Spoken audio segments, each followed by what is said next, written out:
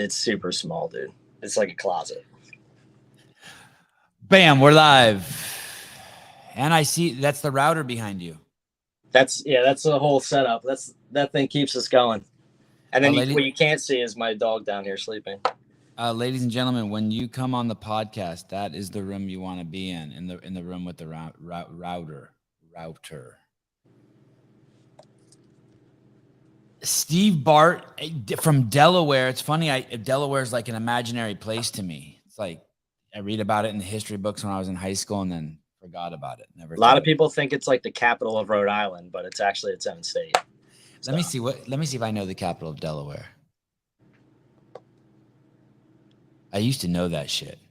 Did you have to learn all the capitals of all the states in school? Absolutely. Can you tell me the first letter it starts with? D. Doesn't help. No. What's the second letter? O. D-O. Delaware. What's the next letter? If I could say this, it's over. It's a V. It's a V? V. It's not Dover. It's not Dover. Yeah, it is. I'd have never guessed it. I'd have never guessed it. That's it. Thank you. I'd have never guessed it. Holy shit. Yeah, it's a small wonder. We got a bunch of different names. First State. Actually, just those two. Small wonder, First State. Are you born there? Yep. Yeah, I was born in Wilmington, North Wilmington, like North Delaware.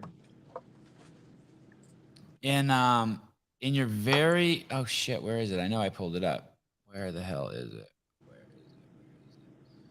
Didn't I pull it up? Well, fine, I'll pull it up now. In your very first Instagram post 10 years ago, do you know what it is? I think it's a glass of beer, and it says no? Is it? Good, I'm glad. Phew. I don't know the capital of Delaware. You don't know your first Instagram post. That's it. Yeah, which is basically the same thing. Look at this. Oh yeah, back when I was, I used to be a personal trainer at this gym called Total Fitness. And I think I was 16 or 17, maybe. So you've always been in the game. I've been in the game for a long time. Yep. And now you're one of the owners of Reconstructed CrossFit. Yes, it's me and two other guys. And you're the third guy. You're the third guy brought in, right? Yep, I was brought in. They started together in 2014. The reason it's called Reconstructed was CrossFit Riverfront started another location in our community here in Hocassin, and it only lasted for about 6 months, and she kind of folded. And then Tom Morris, my business partner, got together with Dwayne Allen. They decided to buy all the equipment that she had at the Police Athletic League that they were renting space from, and then just kind of do their own thing. And that's why they called it Reconstructed. They kind of built it back from what it was. Why did she fold? Why did her gym fold? So she didn't fold this is her second location, and I just don't think she gave it enough time. It was there for about 6 months, and it was like I said, it's in the Police Athletic League, so it's kind of like on a volleyball court. We had pull-up bars bolted to the walls. This is back in 2013, so it was kind of just very new. And CrossFit at that point, I guess, as you know, you've been in the game forever. It just wasn't like super mainstream yet. It was getting really close. So I think she just was like, I'm just going to, pull back my chips, count my losses, and go back to her original location, which is in the riverfront of Delaware, riverfront of Wilmington, Delaware. It's gigantic. It's 12,000 square feet. Wow. Didn't really lose much. So, yeah, Riverfront was one of the first CrossFit gyms in Delaware, second to CrossFit Dover. Is there a perfect size gym? I don't know. I think it's about how you utilize the space. So ours is tiny. Ours is only about 2,800 square feet. And we fit, I could fit 20 people in a class if we program properly, if we, sub things out that probably shouldn't be. It's things that take up a bunch of space. So we had to learn that early on. We had spaces of premium here, right? So everything's kind of jammed onto the walls or back up against stuff or under stuff or over stuff. So we had to really play around with the format of what it looked like. Because when we had this place originally, there was a turf on half of the gym. So we used sleds and stuff. But then What was it? So this used to be a propane distribution center or something weird like that. Why'd they have turf down? So we put the turf down. Okay. Yeah. We put the turf down first, and then we realized that nobody really liked working out on the turf because doing sit-ups on turf, blows your butt up. So gives you a rash, gives you a yeah, I just don't think it's good. It's better. I mean, get an ab mat and just sit on the floor like a gym floor. The reason why I ask what the perfect size gym is this: my mom owned this house in Benicia, California, and she got her house painted. And I own, and it was a big house, right? 3-story house. And I own this house in Berkeley, California. This is years ago, and the scaffolding to paint my mom's house was more expensive than to get my entire house painted. Yeah, it's nuts. It was like, and at that point my mom's like, yeah, it's fucking crazy. Big house is fucking stupid. New roof, fucked. Like anything that happens with big shit, it's like, and the same thing with property. I have a half acre, and I was like, man, I wish I had 5 acres. Holy shit, dude, a half acre. Like during the spring and summer, I have to spend 2 hours in the yard every day, just like because there's so much shit growing back there. Yeah, you'd be cutting grass for a day, and then you have to go cut grass in the other acre for another day, and then just be cutting grass for the rest of your life. And so if you like cutting grass, and animals and just all the shit, right? The fence breaking in certain spots. Yeah, it's crazy. Yeah, I think the size of the gym plays a big role in how if you use it the right way, it plays a big role in how your community's set up. So we were always forced to have this really super small, tight, like we're all next to each other all the time. So you have no excuse but to talk to one another. And it's really hard to avoid people when you come in here because the whiteboard's in the dead center of the front. You have to walk in through one of the 2 doors, and that's it. You're in the front. Everybody sees you come in. You can't hide anywhere. You can't work out in the back. Open gym times are really rare here. We make sure that people do classes. So they're always being forced to talk to each other, which is awesome. That gym started in 2014, but you came on board when? So I did a deployment in Afghanistan in 2013. And when I came back, I started working at the Riverfront as an assistant head coach. And after that, I had to do some hours. What year did you come back? Did you come back same year? Yeah, same year. I went January to September. Okay. 2013. Crazy. And you went as National Guard, huh? Yeah. Yep. What a trip, huh? Super cool. This is fucked. I have so many doors open. But when you sign up for National Guard, do you think you're going to ever go? Or is it like, hey, this is like in case they fucking ever pull a sub up to the Eastern Seaboard, I'm fighting?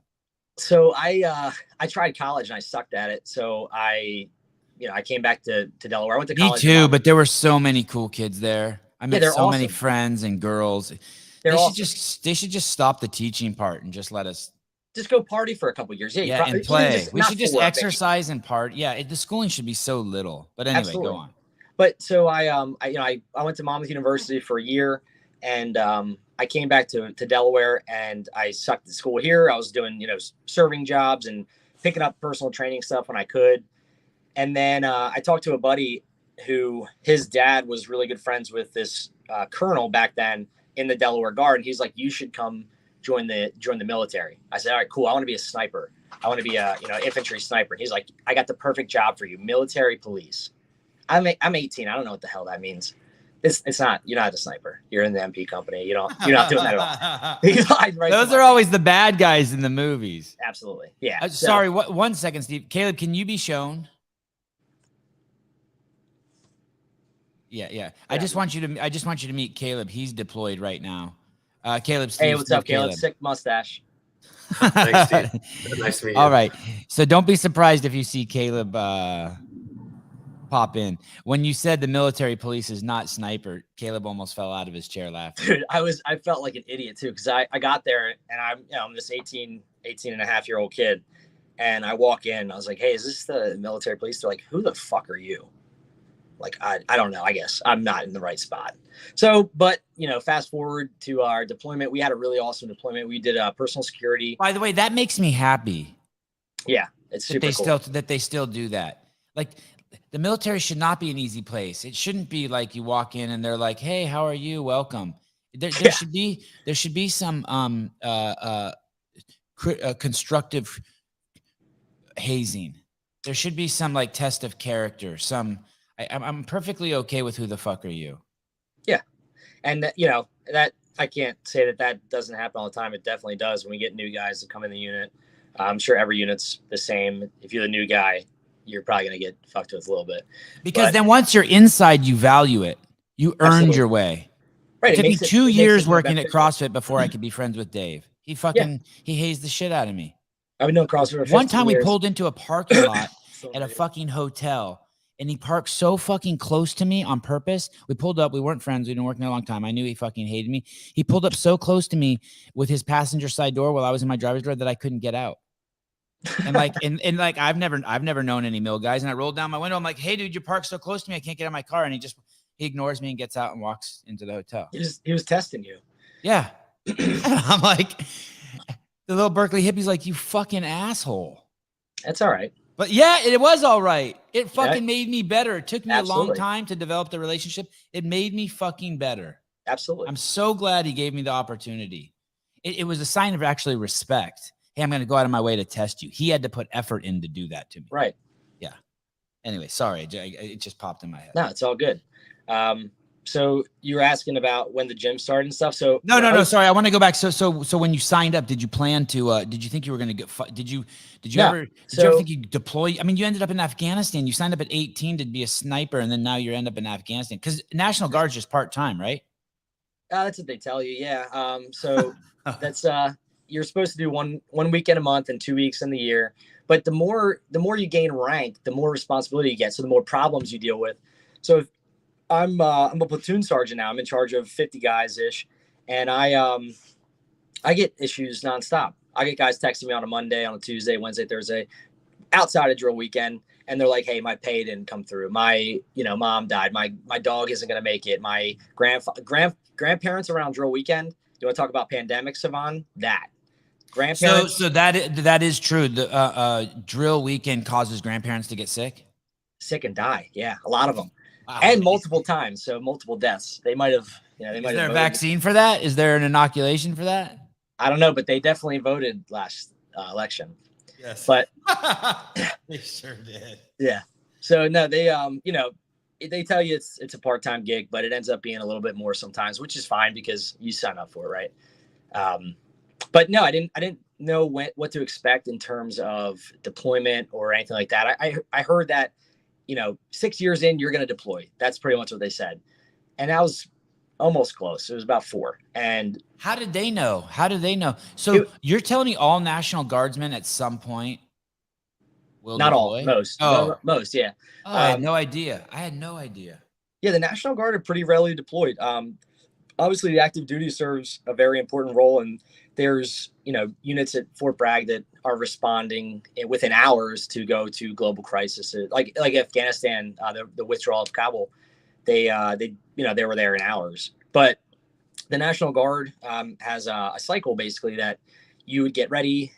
You'd have a ready year, then you'd go into your deployment year or your like sourced year, and then you would have this window to where you could be pulled from a pot of units to go and then, do your tour. Then you have a reset year, some wait years, and then you go back. That used to be the whole cycle. It's a little different now, but it's pretty close.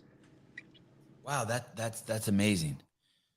So there's a chance you get skipped. If you're in that window and they're like, we don't want you, it's all good. You just skip, but now you haven't deployed for 5-10 years. So when you sign up that if you have a life, let's say you're the garbage man for the city, and you could be like, hey, I got to put this job on hold. Yeah. I'm going. Yeah. A lot of the times we have people that do all sorts of jobs in my unit anyway. And I'm sure Caleb can attest that, knowing some guys. But is he mixed right now? Is Caleb wherever he's deployed, or they're probably National Guard there too? Or they're National Guard? I don't know. Oh, he's nodding his head. He's saying there are. Yeah, I'm sure there is. Interesting. But a lot of the guys in my unit have tons of different jobs. They could be electricians, plumbers, cops, whatever. And we'll give them an employer letter and they'll send it to their supervisor and say, hey, I got drill this day. I need off. Sometimes they don't even get paid. Some cops, if they're like too far into like their whatever days off to get their paid days off, they just won't get paid for it. So holy shit. They'll get paid for drill, which is like, they get like a free cheeseburger out of it, but that's about it. I thought that was some sort of law that employers had to keep paying. Yeah, USERA. It's called USERA. It's basically you're supposed to keep your position employed, but when it comes to pay, if you don't show up and you're an hourly rate employee, they might just give you the day off and not dock you for not showing up to work. That's kind of how that would work, which kind of sucks. They give you the day. Yeah. They give you the day off. Yeah. Okay. So they have the gym open, you're deployed, and you come back in the same year in 2013. So, Meredith was a lady who owned the riverfront. And while I was deployed, she just had that location. When I came back from deployment, she started a second one. But while I was in Afghanistan, I actually met my now business partner. He was teaching a class at Kandahar CrossFit. I went there we went there to drop off our principal, whatever we were doing. It was like a Tuesday. We always went to CAF on Tuesdays, the Kandahar Airfield. And we had like 4 hours to kill. And my section sergeant was like, hey, just come back in 3 hours. Like, we need to do whatever you want, come back in 3 hours. And I knew that a CrossFit gym there, and I've been doing it for a while. So I'm addicted at that point. And I go in there and I'm like, Tom, are you coaching a CrossFit class at Kandahar, Afghanistan? He's like, hey man, what's going on? Yeah, I definitely am. I've been doing this for like 6 months. It's nuts. So crazy. Yeah. Kandahar CrossFit is a nonprofit box serving civilian soldiers, sailors, airmen, and Marines from around the world deployed in the second largest city of Afghanistan. It's not there anymore, right? I don't know. I haven't been there in a while, but Okay. When I was there, it was really cool. And there was actually a picture I did post on my Instagram. It was me doing like a clean with a bunch of Band-Aids and shit on my hand because my hands were like bleeding. But it got posted on CrossFit main site, and that was from. It said no egos in the background, and that was. So you knew Tom in the States. Yep, I knew Tom from when we went to the riverfront together in 2011, 2012. And then, we weren't really friends then. I knew of him. And then when he was there, I met him there. And then when I came back, it was easy to blend that together. Because I wanted to start my own gym. And I was going through all the process to do that. I was renting space before this happened. I was renting space for about, I think it was like $2,000 a month in Wilmington, and I was netting about $2,500, and I was living in my friend's attic. So I was making like $500 a month, just living off peanut butter and tuna fish and stuff like that. Yeah. And then when I'm about to go sign a lease, it was probably like a $250,000 lease for this really shitty little building. And Tom actually called me and he said, hey, I know what you're about to do. Why don't we have some beers and talk about this? So I went over his house, we drank some beers, and he was like, hey, I need a business partner, and I know what you're about to do. You want to own a CrossFit gym? He's like, I have one. So why don't you just be an owner here? I was like, well, fuck, that sounds great. So that's what I did. What's the earliest you remember lifting weights or training, just training period? Maybe in high school. I wrestled in high school, so I remember doing like the pegboard and stuff like that in high school. I wasn't really strong. I'm not really strong now, but I didn't really start lifting weights till maybe like sophomore, junior year of high school.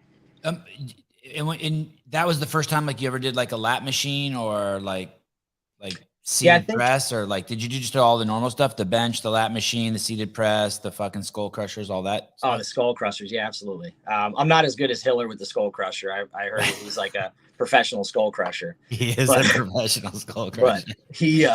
But that's how you started. That was your I played sports growing up. I did football. I had during high school I had like this is like the weirdest story of my life, but I used to play professional paintball. So I like traveled the country as like a 15, 16-year-old to go play professional paintball tournaments all around. Super cool. So fun. And is that where the whole sniper thing came in too, you think? Yeah, there it is. Yeah. Maybe.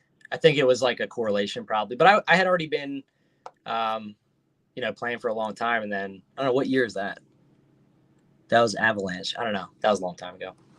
I didn't send Caleb my notes for this show, and I always do. I always send him my notes, and I did so this today. I got back from Kandahar in September, and then I played a tournament in Las Vegas in October, and I spent way too much money in Las Vegas, but it was fun. When sit down, dude. I always did some sort of I guess I always did some sort of workout. I don't know when I started. Maybe like when I was at City College or something, but I always just went with friends to the YMCA and they did stuff and I just followed them around. I just went just to like talk with them and hang out with the guys, but then I would just do whatever and let them make fun of me. But I would still try, you know what I mean? Like they'd put 225 on and I'd be like, okay, take off all the weight. It's my turn. And they would laugh. And that's awesome. But I had no interest in teaching until I found CrossFit. Yeah. Like almost like let's say you were into let's say you were a kid and you were wondering what happened when you die, and then all of a sudden you get introduced to Christianity and you just can't even fucking believe that there's the answer for you, and so then all of a sudden you want to become a priest. Yeah, you want to be, you know what I mean? Like what was it like that for you, or did you always want to, did you want to be a coach? Did you want to share fitness before you found CrossFit, or did you find CrossFit and you were like, holy shit, everyone has to know about this? That is what happened. But when I was a trainer at Total Fitness, I had a client who was like, I would have done that to meet girls. Like if you would have ever caught me at like 24-hour fitness, it would have been to meet girls. Yeah. And as a trainer, I'm sure I met plenty of girls doing that. But so I like the way you answer that. It's foggy. It's foggy. Yeah, it's foggy. I don't know. But when I was a trainer there, I had a client and he was severely overweight. He's type 2 diabetic. And when he would come train, I tried everything with this guy, and all I could have him do was walk with me. So we walked for, I don't know, 30, 40 minutes at a time. And then I realized that little benefit to him was significant. Even though it wasn't much out of my, no skin out of my game. It was just, it was a lot to him. And that kind of got me into the mindset of like, well, if I can help this dude, I'm sure I can help. That was a different lady. Sure. But yeah, that kind of spun the wheels in my head. Like, wow, this is really cool. Like people can change their entire life like this. And I didn't know about CrossFit yet. I was still doing like main site workouts and just kind of making my clients do, probably terrible workouts that were programmed back then. But when I found that you could become a trainer with CrossFit, it was definitely a light bulb went off. And I was like, this is how every human being should be training, because it optimizes who you are genetically, This client you had that you could only walk with, how old were you when you had that client? I think I was like maybe somewhere between 16 and 18. Because I was young in high school, so I was like a year back. I think I graduated high school at 17. And you weren't at that, you were mature enough at that point to it sounds like that was like an experience for you where you actually enjoyed, instead of being like, fuck, it's this guy, you were like, fuck, I'm glad I can help this guy. Like somehow it be, I know 16-year-old boys, I know we're pretty dumb, but somehow sentimentally that hit you. Yeah, it did, because I saw like, I come from a family. I love my family very much, but none of them work out really. And some of them are a little more unhealthy than others. So I kind of had that growing up, and I was like, man, this isn't just my family. This is like a lot of other people. And I just decided like, I will never be like that. And I don't want anybody that I'm associated with to live their life that way. Not because of, whatever. It's just, that's not healthy. And it doesn't optimize the experience you can have in life. Like if you're always bogged down by your depression or your weight, it's going to inhibit you from doing tons of other things that are out there that you are available to enjoy,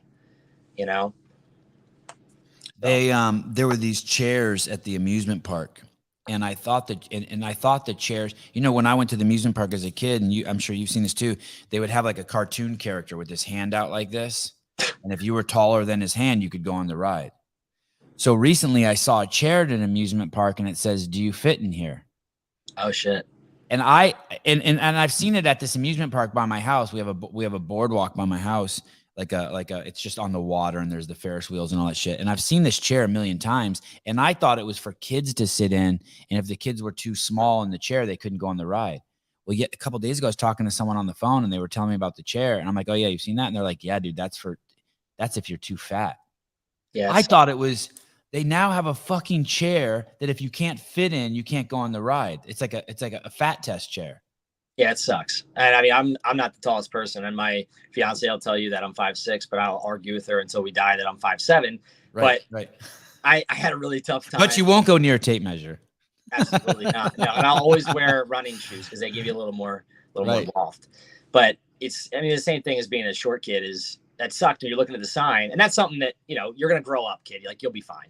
Yeah. Ultimate guide to Disneyland that's fucking wild. I tried the fucking fat chair, and then this is what came up. During a recent trip to Disneyland, a plus-size mom realized how different it was to experience Disneyland with a larger body. Disneyland rides for obese people can be challenging, but no one talks about it. But we here at the Sevan Podcast, we talk about it. Yeah, we're talking about it today. Yeah, that's unfortunate, but we also have the cure for that. If Disneyland wants to get behind us, they can start up a CrossFit gym. And hey, you're a little too big to ride this ride. Why don't you come down to Disneyland CrossFit camp and we'll you'll be Mickey Mouse will be everywhere. You can still experience Disneyland, but you're going to be required to do CrossFit every morning and walk everywhere, and you'll lose all of the weight and you can fit on all the rides and have a great life. So you enjoy. So you knew at that point.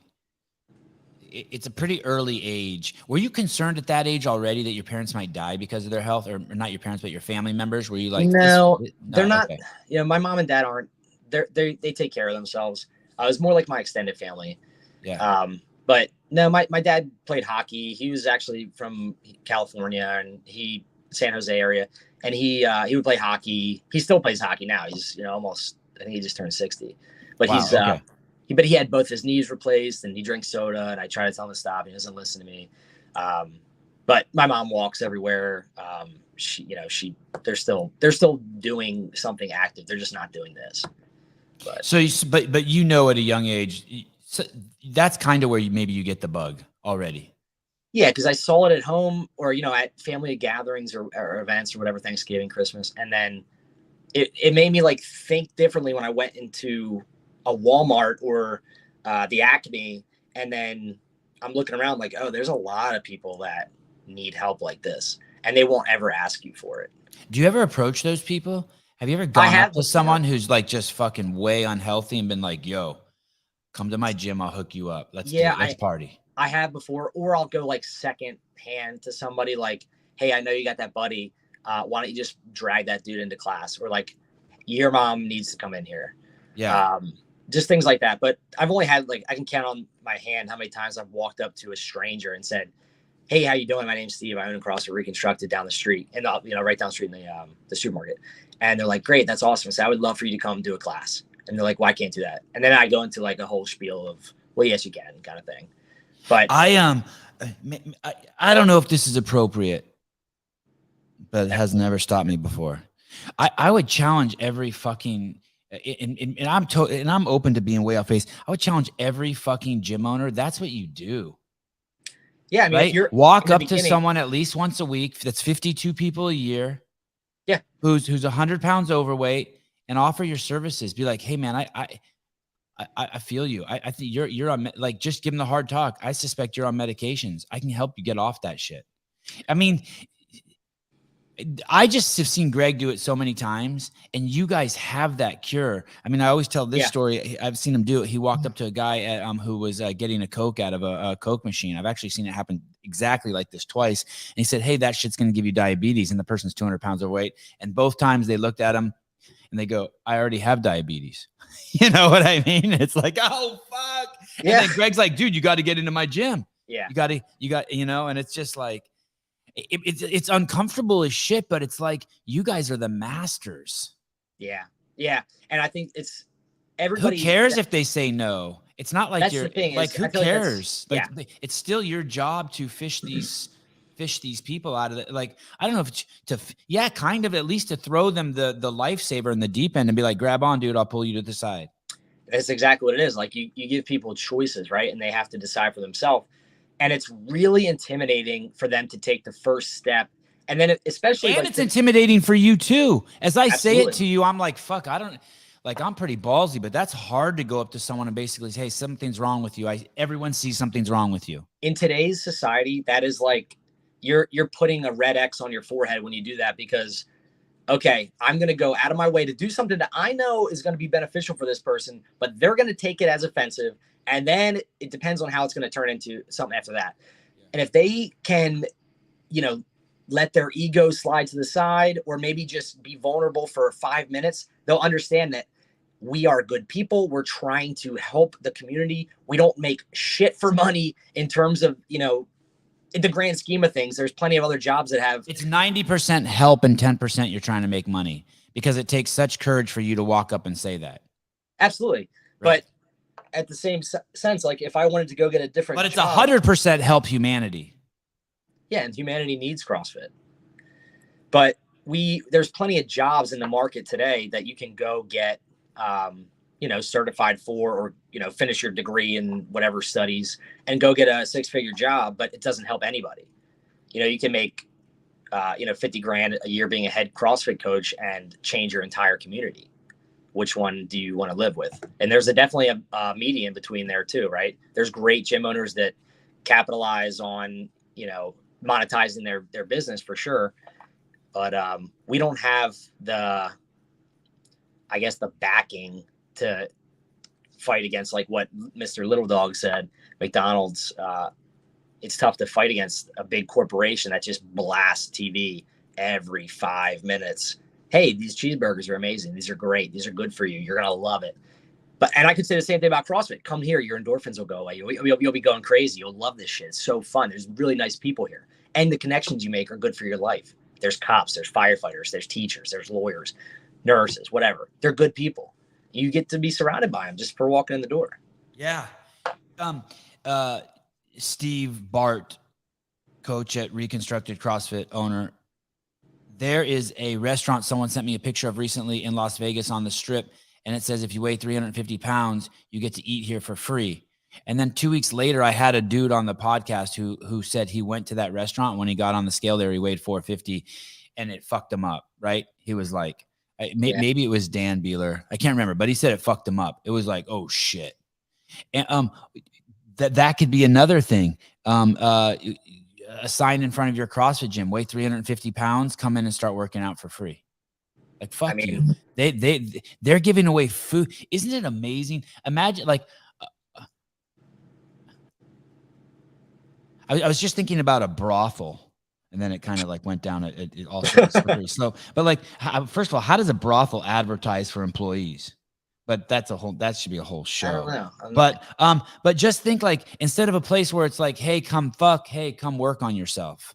Like, hey, instead of like go down the road of debauchery and dehumanizing yourself and other people. And I don't mean to called a heart attack grill. Yeah, crazy, right? It's really like, fucked up. Why can't there be a place that saves people? I mean, there is. Obviously, it's all the CrossFit gyms. They have a burger called the Triple Bypass Burger. Does it piss you off at all? I don't know where you stand on the whole COVID thing. Does it piss you off that CrossFit has the cure for the world's most vexing problem, the solution, not only in terms of diet, a movement, but also like you are just really emphasizing support and acceptance, that we haven't heard anything from HQ about that since the pandemic hit? Yeah, I think, like, if Greg was there, he'd be fucking screaming that shit. Like, we'd see him get arrested. Yeah, he definitely. You know what I mean? Yeah, he didn't care, right? He wanted to just get the message out and make sure he was dedicated to the truth. Yeah. And I think the people that come, into the affiliates, they understand that this is a requirement to be healthy. There's very few people on the planet that can get away with being perfectly healthy without exercise and diet. I don't know those people. I've never met them, but I'm sure there's one or two. But we all know that when we show up here, I do my gym's class 5 a.m. every day. I love it. It's just, I start the day that way. If I'm not coaching it, I'm taking the class. But we all have this understanding that this is a non-negotiable requirement for us to live a very long and healthy life, where most people don't see that in the first week or month or 3 months of their training, because everything's hard. Have you ever been on a ruck march? Like, rucking 50 pounds is fucking hard as shit. Now, just walk around being 150 pounds overweight. That's gotta be miserable, right? The Danny Beeler was on the podcast. He lost 150 pounds. And then right when he lost 150 pounds, he put on a 150 pound ruck and walked. He said it was insanity. Yeah, it's disgusting. It's so bad. It's gotta be. I don't think I can do that. What's the most you've ever rucked, by the way? 103 pounds. How far did you go? 4 miles. How long did that take? Like a little over an hour. Oh, he did it in he did 150 pounds in 30 minutes. It's pretty good for a dude. It's pretty good. Yeah. And he was still 300 pounds at the time, dude. That's this giant pack. Yeah. Yeah. Yeah. Okay. Sorry. So go on. So all the people at Reconstructed CrossFit, they know. I feel like they have to do this. Yeah. It's gotta be an understanding that for you to show up here and to put yourself through this shared suffering with everybody else in the class, nobody gives a flying fuck about your score. We don't care about, how much you can snatch. Like, that's awesome. If you PR, that's awesome. We don't care. But if you're in here every day, you know that you're pushing off the nursing home, like Greg always said. And that's a big point that I try to make with people is when they come in, look, you might not go to the CrossFit games tomorrow. You definitely probably won't, but you will be able to add some time to your life, because without this, you are really putting yourself behind the curve of everybody else who does it. Like, I plan on living till I'm 100. That would be so cool. That right? would be cool, by the way. I like that. You're the first person in over 500 episodes that said that on the show. Yeah, well, I think it's important. I might use that. Can I use that going forward? Dude, this is your show, man. You do whatever you want. Right. But I want to live to 100 too. That's dope. That is a good goal. Yeah, it's a great goal, right? I don't want to hurt people, and I want to live to 100.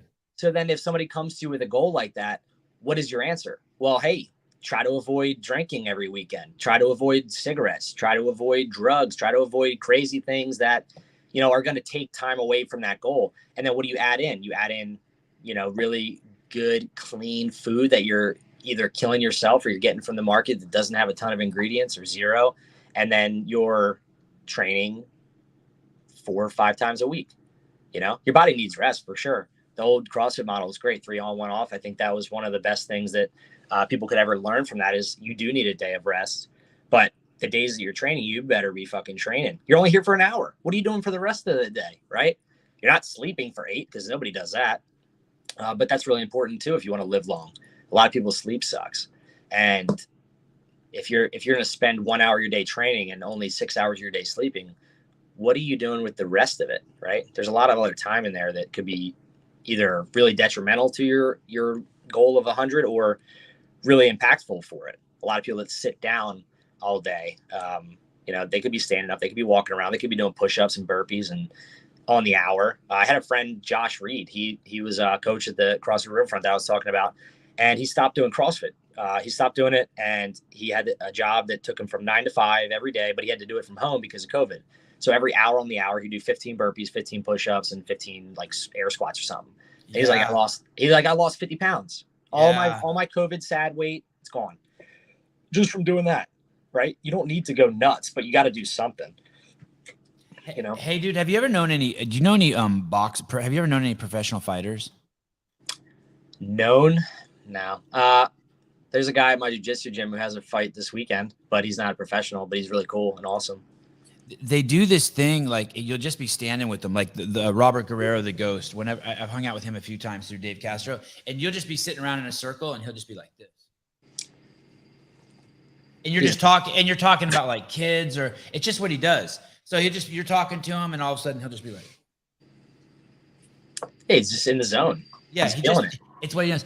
And so when I'm at home by myself, or if I'm just in the garage, like watching UFC or just whatever, studying, let's say watching, yesterday I was listening to a podcast you were on, and I put the podcast on and I set an interval timer, and I'm not even trying to work out, but I just take a 30-pound dumbbell and I just do slow snatches, really slow. 1, you know what I mean? Put it down, breathe, just work on crazy, because it's what I know. Yeah. It's just, I'm not even trying to work out. It's just what I know. It's how I fidget. It's just how I fidget. And it's like your buddy. He worked out, he did it, and he lost weight, but it's also just how we fidget as CrossFitters. We've taught ourselves habits of good fidgets, good, like if you were bored, some people were bored, they'd go like watch some porn and jerk off in their room. You'd probably be like, oh, I've never sprinted 30 seconds, rested 2 minutes. I'm just going to go outside and do that. I got a couple hours to kill. Throw a football around, play spike ball, go play golf, do jiu-jitsu. That's the thing is like, we have different habits. Yes. But for a long time, when we looked at the CrossFit model, it was like, this is all you do. And people got really focused on the gym aspect of CrossFit. And they always forget that last line in Fitness in 100 Words. What does that say? Regularly learn and play new sports. And that is like the forgotten part of that whole thing is like, go out, you're getting super strong and super fit and super fast and awesome. Go outside and use that crap. Go play volleyball. Go, learn a new hobby, play disc golf, whatever. I don't care. But you got to go enjoy the things that are out there for you to do with this fitness that you've just worked so hard to get, right? That thing we talked about a few minutes ago was like, you're unable to do these things if you're overweight or if you're, whatever. But once you earn the right to do them, get the fuck outside and go do it. Yes. I totally agree. Going back to that question I had for you in regards to a messaging from HQ, is there anything that the gym owners want from headquarters? Like, would you have wanted that? Obviously, you guys don't want HQ to bring heat onto the gyms. Yeah, I mean, we get enough heat already when people come from Orange Theory and they're like, CrossFit's really hard, isn't it? I'm like, no, you just don't know what you're doing. But we have a stigma in the gym that when people come in, I'm not ready to do that. It's too hard for me to do that. I think that if HQ, like I loved what Greg was doing with the old people in the house with the fucking water jugs. You did like that. Loved it.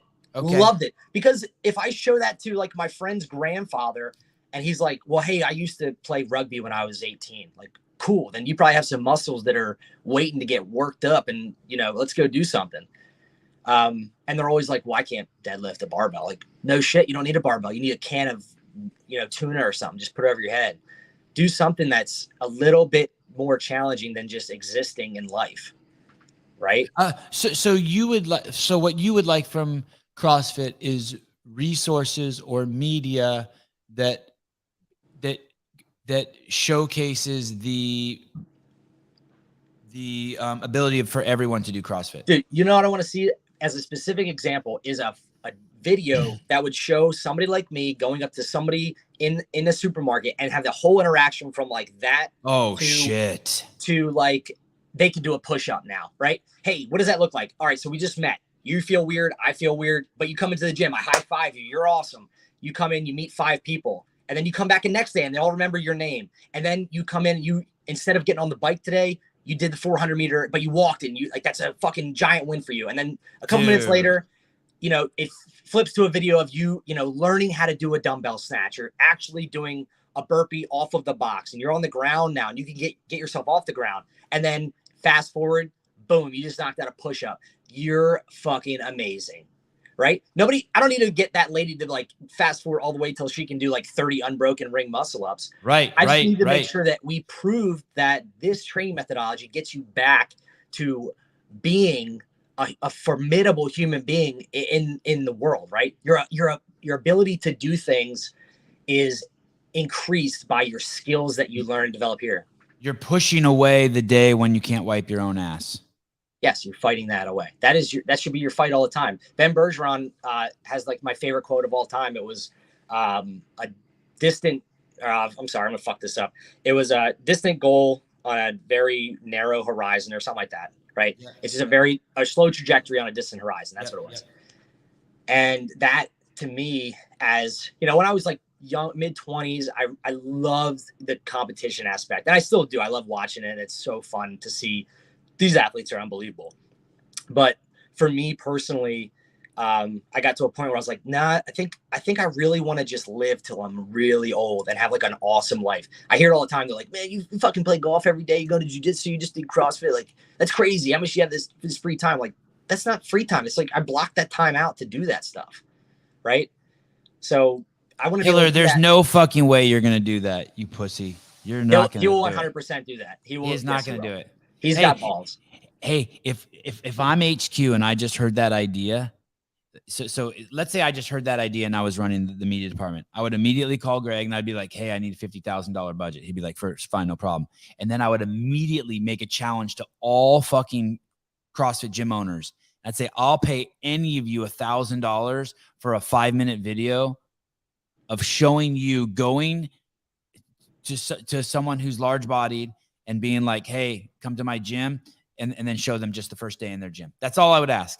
How awesome would that be? Yeah, fuck, dude. That's amazing. And dude, and what that would do is that would inspire all for 50 grand. Then you'd have 50 videos, and that would inspire, and you could show them like crazy. Yeah, dude, it's worth to spend $365,000 on and show, start an Instagram account and show one of those every single day. Why not? That'd be really cool. Dude, every affiliate would be there being like, okay, let me see how Steve did it. Okay, let me see how Joe did it. Okay, let me see how. And all you got to do to make $1,000 is go in with your iPhone, ask someone if they would come to your CrossFit gym and work out with you. They go to your CrossFit gym and show them walking through them like their first day. You don't even have to like stretch it out a month like you were saying. Right. It could just be the first day. Yeah, that's $50K. Oh, $50K. You ain't doing shit, boy. You ain't doing shit. I love what he's doing. He's awesome.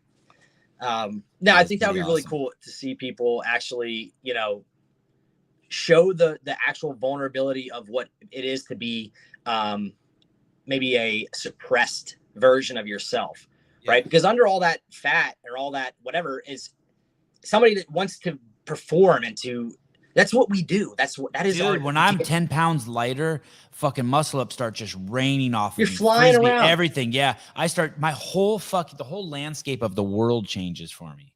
And I'm not even a fat guy, regardless of what that lady told me at the beach the other day. The simple analogy of like doing anything with a weight vest on. Yes. Everybody's like, man, that fucking sucks. Doing Murph with a weight vest compared to doing it without, so much easier. No shit. Yeah. Right? Imagine if that weight vest was just your body and you couldn't take it off, and it's just how you live your life. Have you ever done Murph without a weight vest? Yeah, absolutely. Oh, because I've never used a weight vest, but I thought for sure you were going to say no. I've never done it without. No, there's been some years where I'm like, I want to run these miles so hard that I come back and throw up, and I can't do that with a weight vest on. So I try to run like a 6.5 minute mile or something, or a little bit faster, and then get back and like sprint through all the stuff, and then try to run the next one. But hey, I love that. If you go up to someone too who's 100 pounds overweight and you're like, hey man, I really want to bring you into my gym and just train you, just come with me one day, and they tell you to fuck off, like you should still feel so fucking good that you tried to like, like I've never asked someone, hey, do you need help with your groceries? And they say no, and I'm offended. Right. Like, why would I be offended? I don't care. I'm trying to offer you a way out of, the shitty situation that you're in. But if you like where you're at, then I'll go fuck myself. It's fine. I don't need to do that. Or if you're just not ready. I don't know. No one really likes it, do they? No one's really happy. No one's really happy 100 pounds overweight, right? I don't know. The media would tell you otherwise, I'm sure. But I'm not happy when I eat too much in one meal. Yeah, when you got to sit on the toilet for a couple extra seconds, I've never eaten so much and gotten so full that I'm like, oh, I'm really glad I did this to myself. Like not at 50, I've never said that once. Yeah, no. So I can't imagine that people are walking around super pumped to, have knees that are sore and, have trouble getting out of their car and using walking sticks and stuff like that. Like, that's got to suck. Is it hard having 3 gym owners? When I see that, I panic. It gives me anxiety that there's 3 of you, that you have to actually get along with 2 other people. So we butt heads a lot. But it's all like for the betterment of the affiliate, because I might have a great idea that I think is a great idea, but then in reality, it's kind of a stupid fucking idea. We shouldn't do it. And I'll have those 2 to check me, or vice versa, or whatever. We actually have a head coach, Stephanie McConnell. She runs our day-to-day stuff, midday stuff. And all 3 of us outside of this have other jobs. So we kind of have given her autonomy over the entire thing. And we obviously, all 4 of us talk a lot. But she's changed this place to make it so much more inclusive and cleaner. And what was her name? Stephanie McDonald? McConnell. Yeah. Even when you come on this show, is she like, hey, do they get nervous or jealous or anything like that? Like, no, they're like 10 seconds before you send me that text, they're finishing up the 9 o'clock class and they're just like, crush it, dude. Like, pretend like you're Joe Rogan and just pretend like you're on mushrooms and talk to Sevan and be awesome. I was like, okay. Yeah. What did you guys do during the, she's awesome. Yeah, she looks like a friend of mine. She looks like this friend of mine, Danielle Edmondson. It's a trip. I saw that picture. Yeah, she finished 56th in the in her age division in the quarterfinals. She's really close, and now she's training her ass off. She wants to go to the games next year. Wow. Yeah, she's really cool. She's awesome. She's that lady's. When you said age division, she's already in the Masters. She doesn't even look 35. Yeah, she's 40 to 44. Crazy. I think, or maybe I don't know. I'm not gonna age her. She's awesome. So you do butt heads, and what does that look like? Like, you think you guys should have a 5 a.m. class on Sundays and no one else does, or you think you guys should invest in sleds, or you think you should switch locations? It's like dumb shit like that. Yeah, it's like it's dumb stuff like, hey, we have 5 sleds, we need 8 sleds. It's like, well, the budget doesn't allow that for this month, so we're gonna have to wait a month. We're like, well, why don't we just fucking just do it? And dumb shit like that, right? We need more rags. We need more, the Cintas people that come and drop off our paper towels. Let's change their schedule. What does it matter? Like, what about COVID? What about like COVID was awesome here. So we put up. It was during like Christmas when we were allowed to come back into our gym. Which Christmas of what year? Christmas of 2021. Like before that, like the end of 2020. Okay. So we put up. The way our gym set up is there's 2 storefronts. How long were you guys closed? I think like 3 months. But in the 3 months, fuck.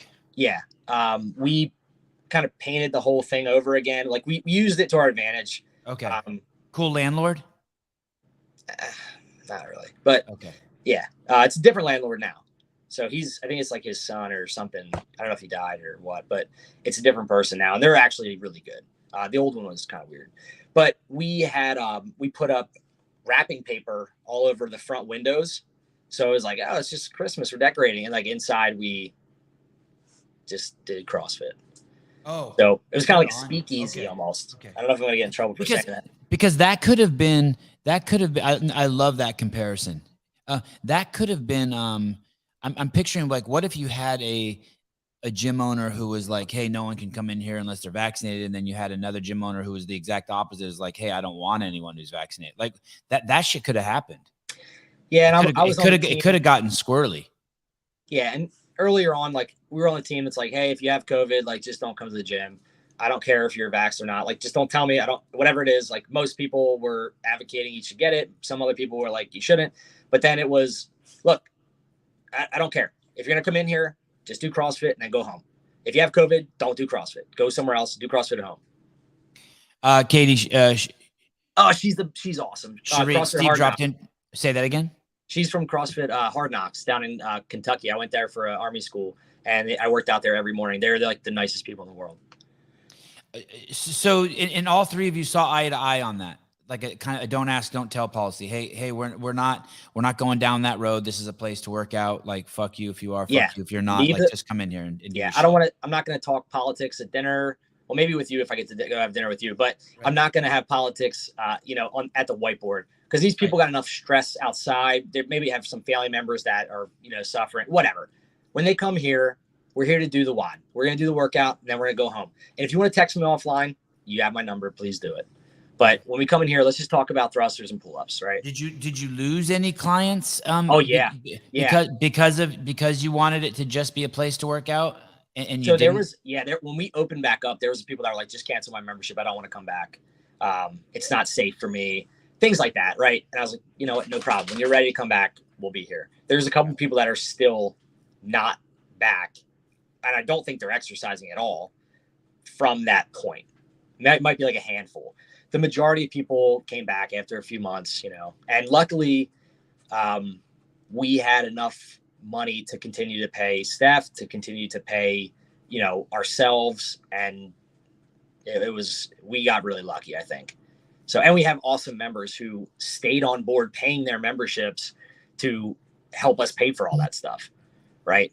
So we ended up using some of the money for new equipment, like new rowers, new bumper plates. We got, what else is in here? A couple new GHDs, like things like that. So it worked out for us. Robert's asking, you were talking about living to 100. Are there any studies of current 95 to 100-year-olds to find out how much fitness they did in their life? You know what you won't see though? Someone said on the podcast the other day, you won't see any obese people pretty much over 60, 70. Like once you start looking at older people, they're all skinny as shit. What I'll say to Robert is like, well, maybe I don't make it to 100. What if I get to 97? Isn't that really cool? Right. You know, like that's better than 67. That's a whole nother life. I'm 32. So that's like a whole extra life that I would live. Right. You know, that's cool. But I do think that there's probably people out there that are from, you know, maybe indigenous cultures or things like that, to where they are living that long because they don't have any of this Western influence, like crazy sugar in their drinks and super fast food that just crushes their bodies. And then they're also not consumed by their cell phones, and they're not, you know, sitting at a desk for 8 hours. They're probably like just grabbing rice out of a bucket and walking it down to the river. And they just do that for 97 years, you know? Caleb, can you bring up the new CEO's Instagram? Don Fall. Oh, Don Fall. I was tripping on how when Eric Rosa became CEO, his Instagram account overnight put on basically 100,000 followers. And now this guy's come on and he's put on 4,600 followers, let's say. I don't know how much he started with. And I think that completely just my fucking 2-cent analysis. My analysis is that the affiliates at that time, the hive was fucking swarming, right? All the bees were fucking going nuts. And now everyone kind of is back to work and has their head down. And they're just like, okay, hey, what's up, Don? But the affiliates aren't as so I'll say agitated. The bees are in the hive working, right? Making honeycombs and shit like that. And I'll say something that might like ruffle some feathers, but you know, Don seems like a really good guy. He was a Marine platoon commander and all that. Like, that's really impressive. And to have Dave say the things about him that he said, that means a lot to me, because I respect Dave a lot. But personally, Don hasn't done anything for me or my gym or my community. So until he comes here, and because what's to say that 6 weeks from now there's another CEO? There's been 4 CEOs. You're one of them, right? There's been 6 CEOs in the last 4 years, more or less. There was the dude that Greg fired. Then there was Dave. Then there was Rosa. Then there was this other chick, Allison. And then now there's this dude. And then there was a president. And the turnover has been just insane at HQ. So my point in saying that is, like, what does the CEO mean to the ground level affiliate? They don't. No offense, they don't really do anything for the affiliates in terms of marketing, in terms of education. Like, there's education, but we have to pay for it. It's $1,000 every time you want to go learn something from CrossFit. Right. Or I'll just watch Andrew Hiller video. Right. By the way, he did just do an interview with Tommy and Shawnee at Talking Elite Fitness, and it's a 3-part. They've broken it into 3 parts, but I watched the first part, and the first part's really good. Absolutely. I think what his plans seem, very genuine and real. And I think they are going to probably bring some benefit to the affiliates. I hope they are, right? But I want to see it. I want to see it as somebody who pays my fee every year. Like, what does this get me? Just the name? And that's fine, because at the end of the day, the name attracts a certain customer. The name, kind of shuns a certain customer. So it's on the personalities running the affiliate to build their own brand. Because I know plenty of CrossFit gyms, not particularly in Delaware. Delaware is a really, really good CrossFit community, but in just around the world that are awful. They're awful. Like, if you walked in there as somebody who's a little scared or intimidated, you're walking right back out. Right. And that sucks. But maybe they just need understanding of the philosophy a little bit better. They need maybe some better, strategies as to get clients and to keep clients and things like that. What has your relationship been? Well, first of all, how did you first hear about CrossFit? And then tell me about your relationship with the methodology. Have you like fallen in love with it, fallen out of love with it, come back to it? Have you had an ebb and flow? So I picked up CrossFit in boot camp. One of our drill sergeants in 2008 was a CrossFit guy. I had no idea at the time, but when we were getting hazed or smoked or whatever, he would be like, "Hey, go take this rock, run around the building, and then do 10 pull-ups or as many pull-ups as you can." I'm like, "Man, that was a hard workout." He's like, "Yeah, it was." All right, cool. Now we're gonna go do this. All right, cool. So when we got done, I was like, "What, Caleb? Why are you sorry, Caleb? Why are you laughing? Did you have the same dude?" No, but I feel like those are very similar stories. Yeah. So like that you had. Okay. So I'm I do this whole basic training, the military police, advanced initial training, whatever it is. And I get done the graduation, and I'm just like 18-year-old idiot. I'm like, hey, where did you come up with all that shit? He's like, CrossFit.com. They post shit every day. I'm like, oh, really? He's like, yeah, I've been doing it forever. I'm like, oh, cool. So this guy showed me in 2008, never heard of it really before then, came back, joined the gym like the next week. And that my friend Chris, he's actually gonna be my best man at my wedding next month. He started Frontline CrossFit with another guy, Joey. And those two together, Joey was a ranger, and they basically taught me everything I know about CrossFit. And when you asked about falling in love or out of love with the methodology, I think I've always loved it since then, because I know that it's always different. And I feel like if you can't tell from now, I'm just very I got trying to do a lot of things, right? And it kept me interested originally. And then now me and a buddy have a New Year's resolution from last year that we were going to work out every day. He stuck to it. I missed 2 days so far, but the consistency of whatever it is, who cares, that finally clicked with me this year. And I'm trying to get that point across to everybody. It's you don't have to do every day, but no matter what it is, you just have to do it. You don't have to like it. It's just something you have to do. Why did you miss 2 days? The first one I did a paintball tournament, and I couldn't really walk after that because I didn't realize how smashed I'd be. And I think we had a bunch of errands. You don't get a WOD credit for a paintball tournament? Well, that was the day before, and the day I missed was the Sunday after. Okay. And then the other one was the day after my bachelor party this last Sunday. I just felt like death. Yeah. Hey, is those two guys who opened Frontline CrossFit, are they still friends, or do they hate each other? Yeah, no, they actually just hung out, and Joey moved to Savannah, Georgia. He works with the Army still as a civilian now, but Chris actually just went down to Savannah and they hung out. They're still friends. Wow. I don't know why I'm just convinced that if you go into business with someone, you're fucked. I'm just waiting for me and Susie to have a blowout. Sorry, you guys should just be honest with each other and, whatever. Some motivational thing right there. So now if you started in 2008, it's 2022. That's 14 years. Do you view it different? It's a trip because at 16 you already knew that working out could be scaled down to walking. Yeah, I felt like I figured that out quick, right? I feel like you figured out modifications, but I had to because this guy couldn't do anything. So I was I went through I was bodybuilding or whatever, and doing Hiller skull crushers and stuff, but I didn't know what else this guy could do. So I was like, well, I'm gonna go with the most basic human function that I know of, and that's walking. And where the gym was, there was a giant hill right outside, and I remember this hill just murdering this dude. And I was like, fuck, this might be a good workout for him. He should probably just keep doing this. And he did, and he lost a bunch of weight. And then he ran a 5K. There's a success story. Oh shit! Wow. Yeah, that was really cool. We did it was for a fallen police officer here in Delaware, Joe Zerba, and they do it every year at my high school. And he did that one, and we high-fived, and he fucking finished it. And it was awesome. Has your perspective of the methodology changed? On have you gotten? Has it? What am I trying to ask here? Basically, how your taste buds change as you get older. Yeah. Has your thought of it changed?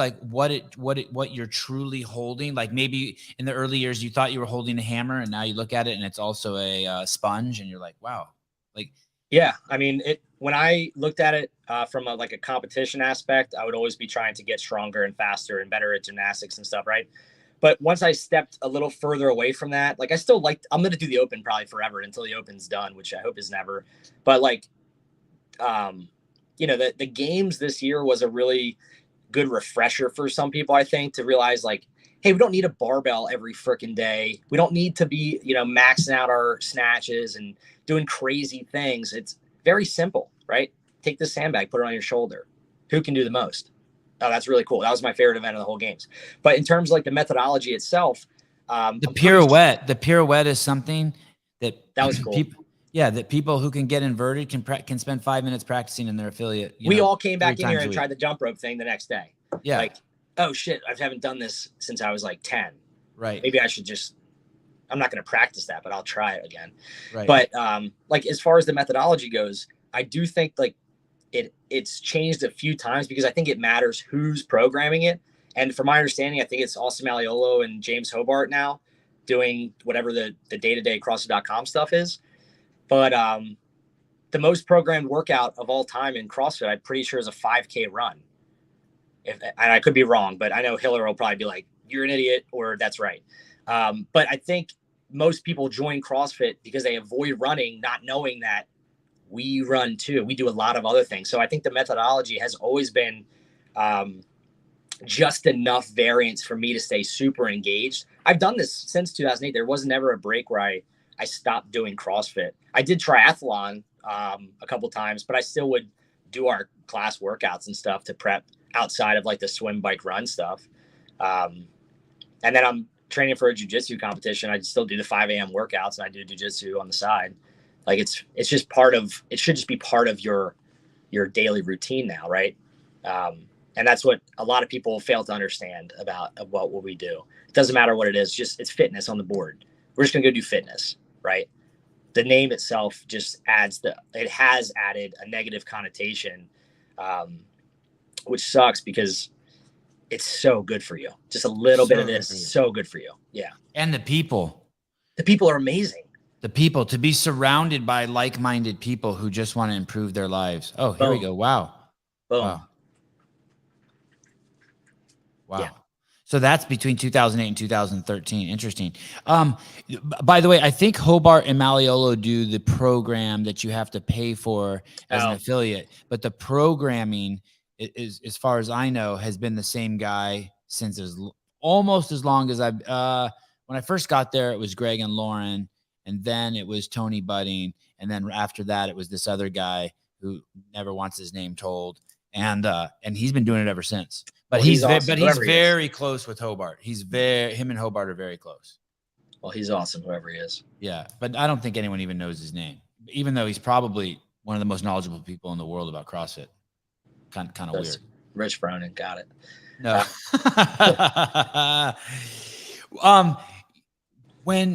Where do you go from being an affiliate owner? How old are you, Steve? I'm 32. I just turned 32. Do you have a side hustle? Like, yeah. Where do you grow? I'm guessing at some point it's just not enough. Like you get into it, and after like 5 or 10 years, you're like, okay, I've done this. Now what do I do? Like, so you invent a new piece of equipment, or do you open up a sidewalk cleaning business, or like, what do you do? There's not many sidewalks in Delaware. All right. That's probably a lie. But so I have my hands in a few different fires. I really like to be, I like to collect dots and then connect dots. So I'm involved with the Green Beret Project. I'm a partner with them. I'm involved with the We Defy Foundation. It's a foundation for veterans to do jiu-jitsu. I'm involved with this thing called Arena Adaptive. It's about adaptive athletes and people with disabilities. And then I also started my own nonprofit last year with the help of 8 other guys. Do you know Eamon Coyne from the Masters Fitness Collective? If I do, it doesn't ring a bell. But okay. I'm not great with names and faces. But all that. So he's part of this. But it's called Shoot, Move, Communicate. Redefining warrior culture, and we basically just have like retreats where we, just drink whiskey and shoot guns and do jiu-jitsu and CrossFit and stuff, and it's really fun. But on top of that, I work full time with the Delaware Army National Guard, so that's like my 9-to-5 kind of deal. And my job with them is the holistic health to fitness program manager. So originally I was hired to. What does that mean? What does that mean? You're in charge of just the health of yes. your I don't know what's it called, your regiment, your crew, the whole Delaware Guard. Wow. Okay. So 1,600 soldiers. Okay. But so my job with them is to basically work through physical readiness, mental readiness, emotional readiness, spiritual readiness, and sleep readiness. That is the H2F model. And that's been my life for the past 3.5-4 years or something like that. What do you do? Do you send out an email to them once a week, to these 1,600 guys, once a month? I do a monthly newsletter. Mm-hmm. I hosted seminars, but more so I was like a logistics dude. So we didn't have any resources in Delaware. We didn't have nowhere to work out. So my number one initiative. Yeah. Fuck even having tires. You didn't even have a place to go and flip tires. Right. So my number one initiative was crazy. That's fucking crazy. So it's not entirely true. There was a couple places that each armory had like a little gym. So what I did was like, every one of these needs to be a CrossFit gym now. So I turned them into CrossFit gyms. So all of the armories in Delaware are now, they have fully functional CrossFit gyms pretty much. Right. Cool. And then on top of that, we built a $5 million, 5,000 square foot fitness center at our regional training institute, which is in Bethany Beach, Delaware. So it's like all the way to Southern Hub.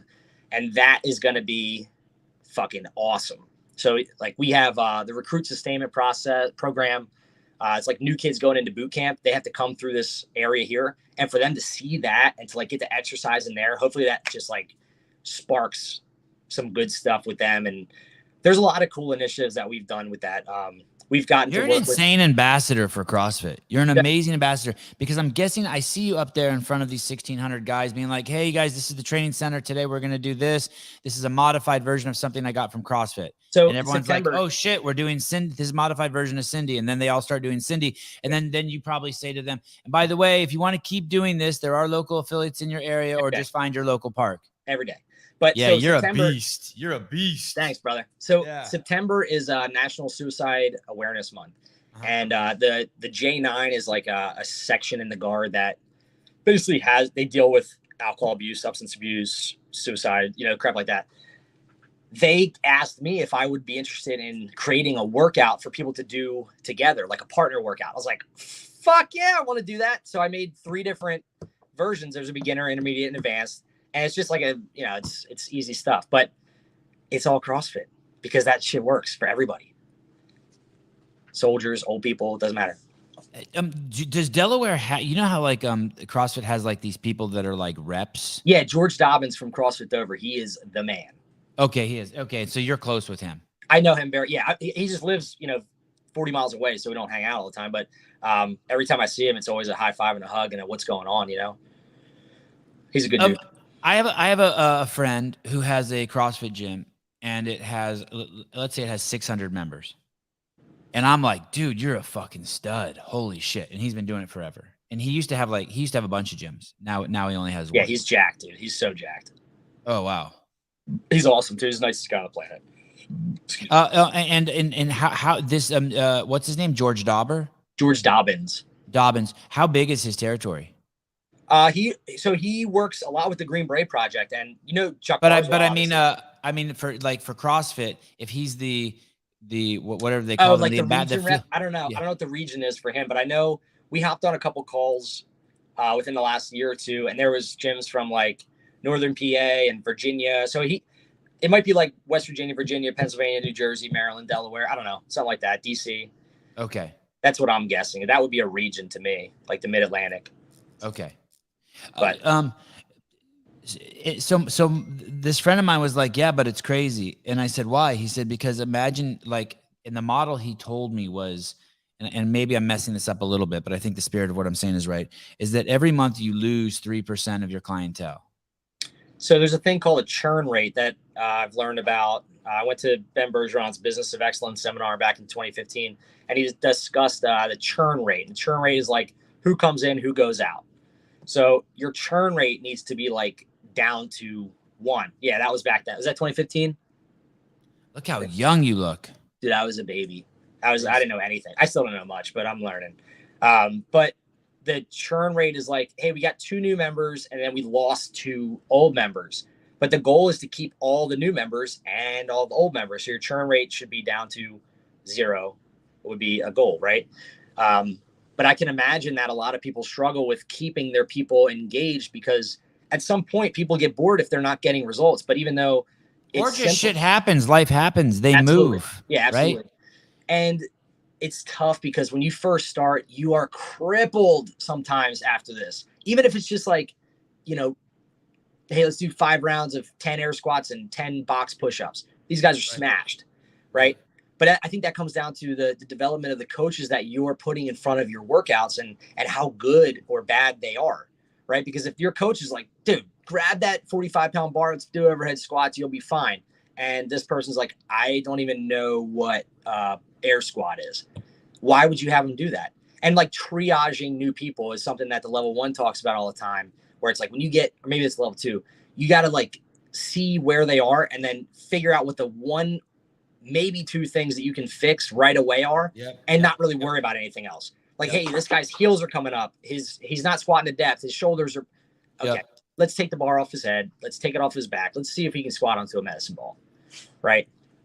But a lot of people are going away from that because there's a lot of sexy training out there, right? Like, it's really sexy to do clean and jerks and muscle ups. Those things are freaking awesome.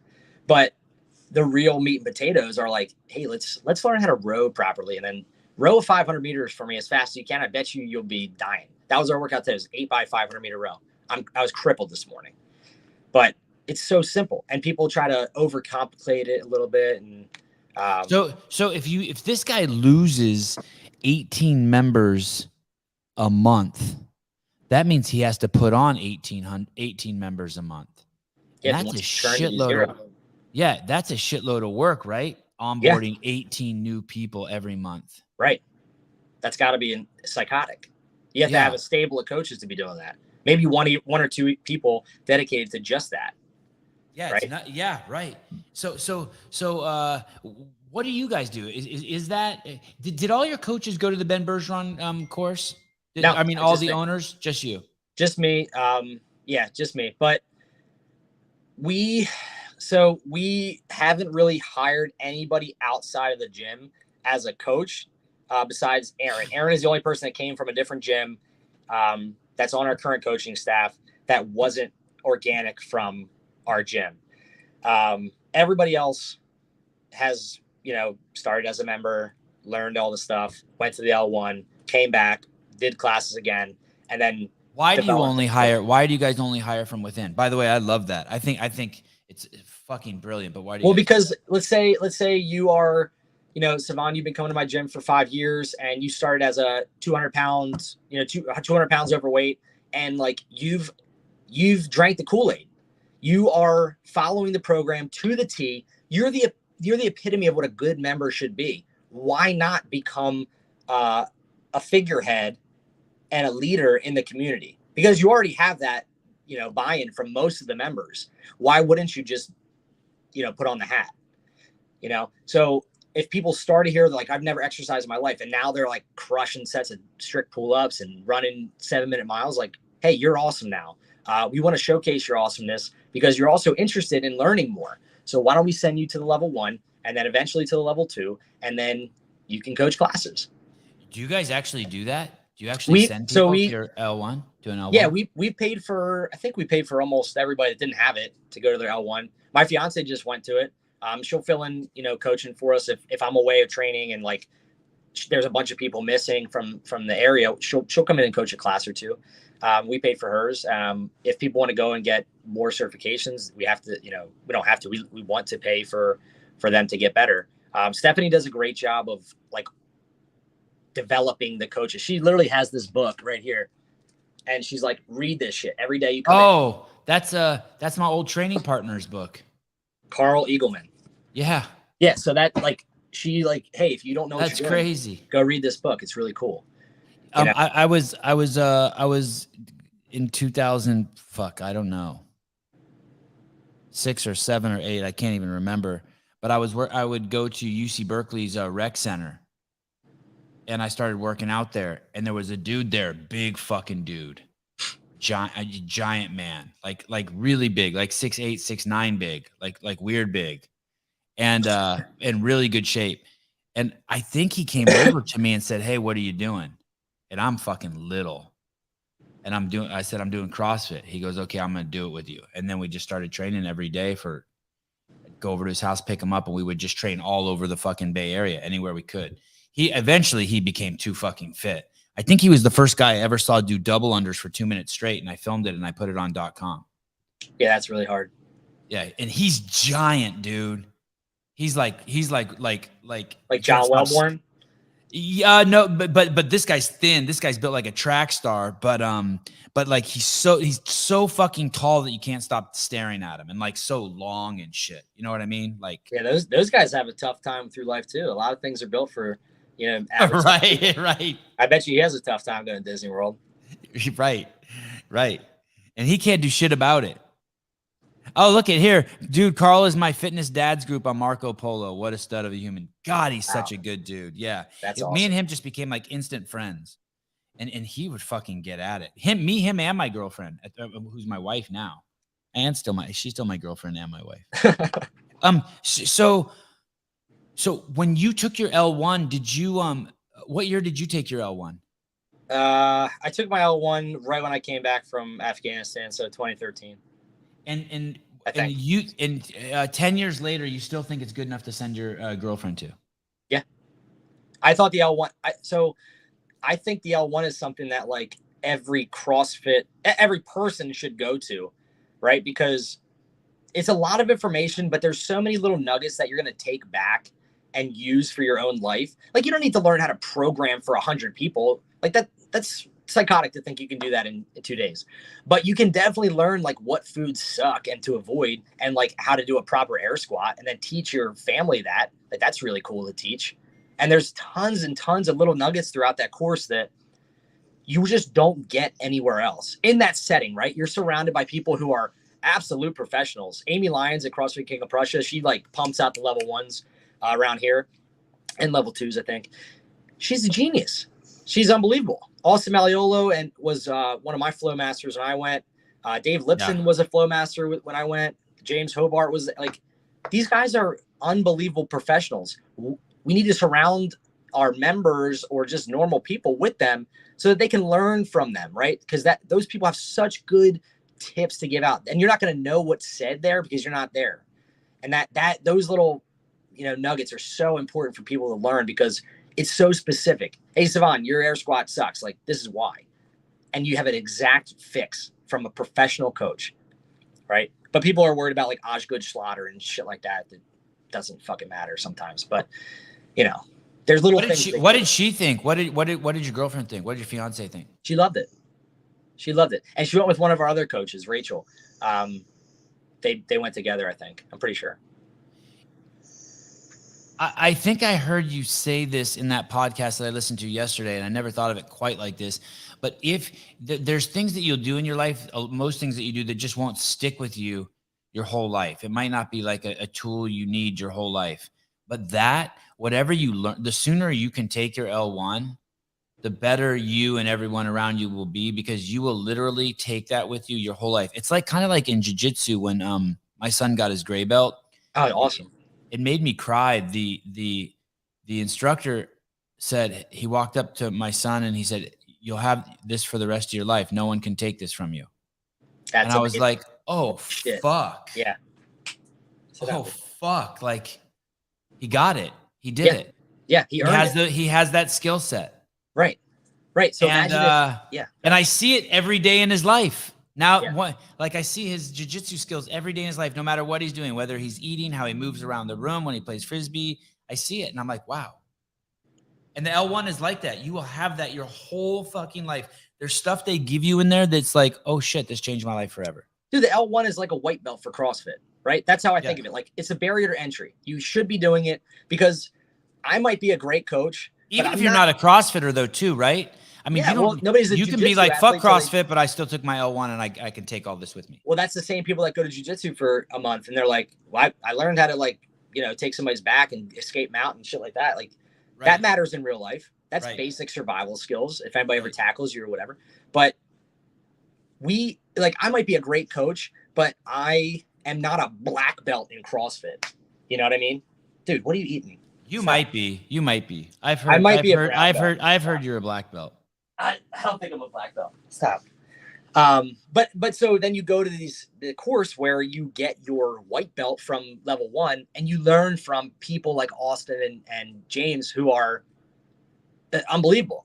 These guys could write programs for anybody, right? They can explain anything to you in superior detail, where a normal CrossFit coach probably can't, right? I always use the analogy of like golfing, because I think it makes the most sense. Like, you watch the guys on TV, boom, they hit a perfect shot. Cool. They just want a golf club. But they're thinking about lie angle and wind and distance and target lines and shit like that. If I'm a white belt in golf, I'm just, all right, I'm just trying to hit this shit as hard as I can. Right. I'm trying not to miss the ball. Keep my head down. Right. But there's levels to everything. And I think CrossFit has, very, very distinct layers to that. And I think the first layer should be not only your intro to like your community, your local gym, but having your gym send you to a level 1. And that's a crazy tall order to ask for. Like, hey, you're day 1. You have no idea what you're talking about, but I might be a good coach, but I'm probably not the best in the world. Why don't you go learn the basics from the best in the world and then come back and I'll teach you what I know. You know, that'd be really cool. And if you're a parent, man, the shit that you learn in there that you can share with your kids. Yeah, clean and jerk them, throw them over right over your head. Yeah, what to eat. Well, that too. And the lessons in life and the culture. It's so rarely talked about, but you learn the CrossFit culture in there, and so that's really hard to explain to people what the CrossFit culture is. But you learn it in there, and the reason why you learn it in there is because you sit down.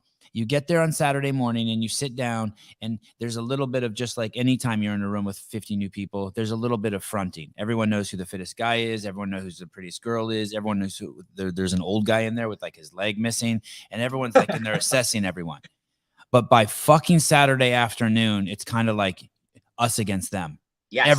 That whole class has now become a fucking team. And the girl that you judge that's probably a stuck-up bitch is cool as shit. And the guy with one leg has fucking 5 pull-ups with a 100-pound vest, and you're like, what the fuck? And then there's another old lady that you didn't think could even walk, and she's out there doing squats with her cane, and you're like, this is nuts. Yeah, but that's like basic human exposure to like, we don't get that in society. And intimacy, the cult. Yes. Yeah, you don't get that in society now. You walk anywhere, and then this is all you see. Right? Every single person is just in any waiting room ever is just locked onto. Oh, Bill Grundler, he's awesome. Yeah. Just locked onto their phones, and they're not talking anymore, right? The L1 is literally like, put your fucking phone down, take out some notes, and pay attention for 2 whole days. By the way, in California, the stories about, before I did CrossFit, I knew of Bill Grundler, and I thought you were Bill Grundler for a long time. His nose is way bigger, dude, way bigger. Listen, so I knew of Bill Grundler. I knew he was a fire chief or a fire captain in a firehouse that was, it was a weird firehouse. It was an actual house, and it was on a beach in Pismo Beach, and it wasn't really affiliated with any of the other firehouses. It had some weird exemptions, like it was in a county and not a city. And the stories that came out of there were fucking nuts. And I wasn't a firefighter. I was just some homeless dude in Santa Barbara, but I knew of this place because it was a place of legend, right? And there was a dude there, supposedly, and the fitness shit that he would do was like, you didn't believe it. It was like running sprints upstairs with a 100-pound pack on your back and like working out for hours at a time. And it was just batshit crazy shit. And then eventually our paths crossed, like in 2006 or 7. And which is so weird because I'm a homeless guy and he's a fucking fire captain. And our paths did cross. We met at a party one night. And we've been friends ever since, and kind of both took off on our CrossFit journey. I think he was doing a lot of that stuff even before he even heard of CrossFit. He's fucking nuts. Sevan, thanks for the honest content. Thanks for the laughs. Aloha. That's awesome. Probably from Hawaii. Yeah. Wow. You're a cultural, you have such great situational awareness to people's cultures. You're absolutely solid. Dude, but so talking about, was that Bill, the fire chief? Yeah, but no, Bill Grunt, that guy who said aloha. No, was the story you told the Bill? Yeah, that's Bill Grundler, the guy who does the commentating now. So like, but I mean, to be a fitness legend in California, even before I even knew about CrossFit, that's how gnarly he is. Yeah, but you know what's fucked up is like, I'll walk into whatever, like my unit or something. They're like, oh, like you're only in this good shape because you work out every day. I'm like, yeah, no shit. You guys can do this too. You're right. Right, like they're like, oh, you're superhuman. Like, no, I just do CrossFit every day, and I've been doing it for like a decade. Is there someone fitter than you at your gym? Absolutely, yeah. Chris Clyde, he's 12th in the world in the Masters. He missed the games by 2 spots. Wow. Yeah, he's awesome. Best friend. We got a bunch of beers this weekend. Why do people say that kind of weird shit to you? It's so weird. You're only that fit because you work out. I don't know. I think it's probably a little bit projected. It's like their inside voice came out. It's like, hey, dude, that was your thought. You probably you're said that you're not supposed to say that out loud, you dumbass. Yeah, but I think a lot of people, they want it's a lot of maybe envy or jealousy, and I don't ever feel that at all. But like when I look at somebody who's fitter than me, I'm like, damn, dude, you really train hard. You're awesome. that's the end of the sentence. You know, there's not much else to say. I'm not like, I wish I could be better than you and faster and better looking and a better mustache, but I can't because I can't grow facial hair. So it's hard. Right. But so you're stuck doing pull-ups. I'm stuck doing pull-ups. That's it. Why is your last post on your Instagram on March 27th? What was my last post? I forget. But I forget too, but you've just stopped. Yeah, I took a break from social media for a little bit, and I tried to really focus on my job and then the affiliate a little bit. Like I wanted to get in better touch with Stephanie and work, you know. Stephanie's your fiance? No, Stephanie is my head coach. Becky is my fiance. Okay. But yeah, so I trained pretty hard for the quarterfinals. Didn't really get close, but I really like put it as my goal. Like I want to qualify for a semi or something. And, so you were reduced. You were taking things out of your life, and you erased the Instagram app off your phone or something. It was one of the things you purged. Yes, because I wanted to focus more on life happening and things like that. What else did you get rid of? Did you get rid of anything else? Like a Sirius XM membership or we just canceled our cable yesterday, that's a big step. Yeah. Good on you. Yeah. So that's tough. But now for like that one day when we didn't have cable, I'm looking at her like, you really fucked up right now. Like we need to watch whatever, The Bachelor or whatever. Yeah. It is, you know, but now it's okay. That show's unhealthy as fuck. She loves it. I watched one season of that. I watched the season. I had Luke Parker on. Do you know the guy at Mayhem? Yeah. Well, my fiance, you know, no offense, Luke, but she fucking hates him. And I watched that season, and I hated humanity. I hated humanity. Yeah. You to tell your fiance, and please don't punch me for this, that she's equally as bad as Luke for even watching the show. It is a vile group of people. It is the entire thing. The producers of the show should be taken out and beaten. I would never let anyone get within 1,000 miles of the creators of that show. You are fucking scum. I say that with peace and love. That's it. Yeah, absolutely. I always, every time I walk in the room, into the house, and she'll kill me when I say this, but I'm always like, turn that trash off, and then I'll just go get like a glass of water or something. It's so unhealthy. Yeah, I know. I got so nothing. Unhealthy. I'd rather just watch a fucking parking lot cam at a brothel. I mean, it is fucking. That show is so unhealthy. It's close.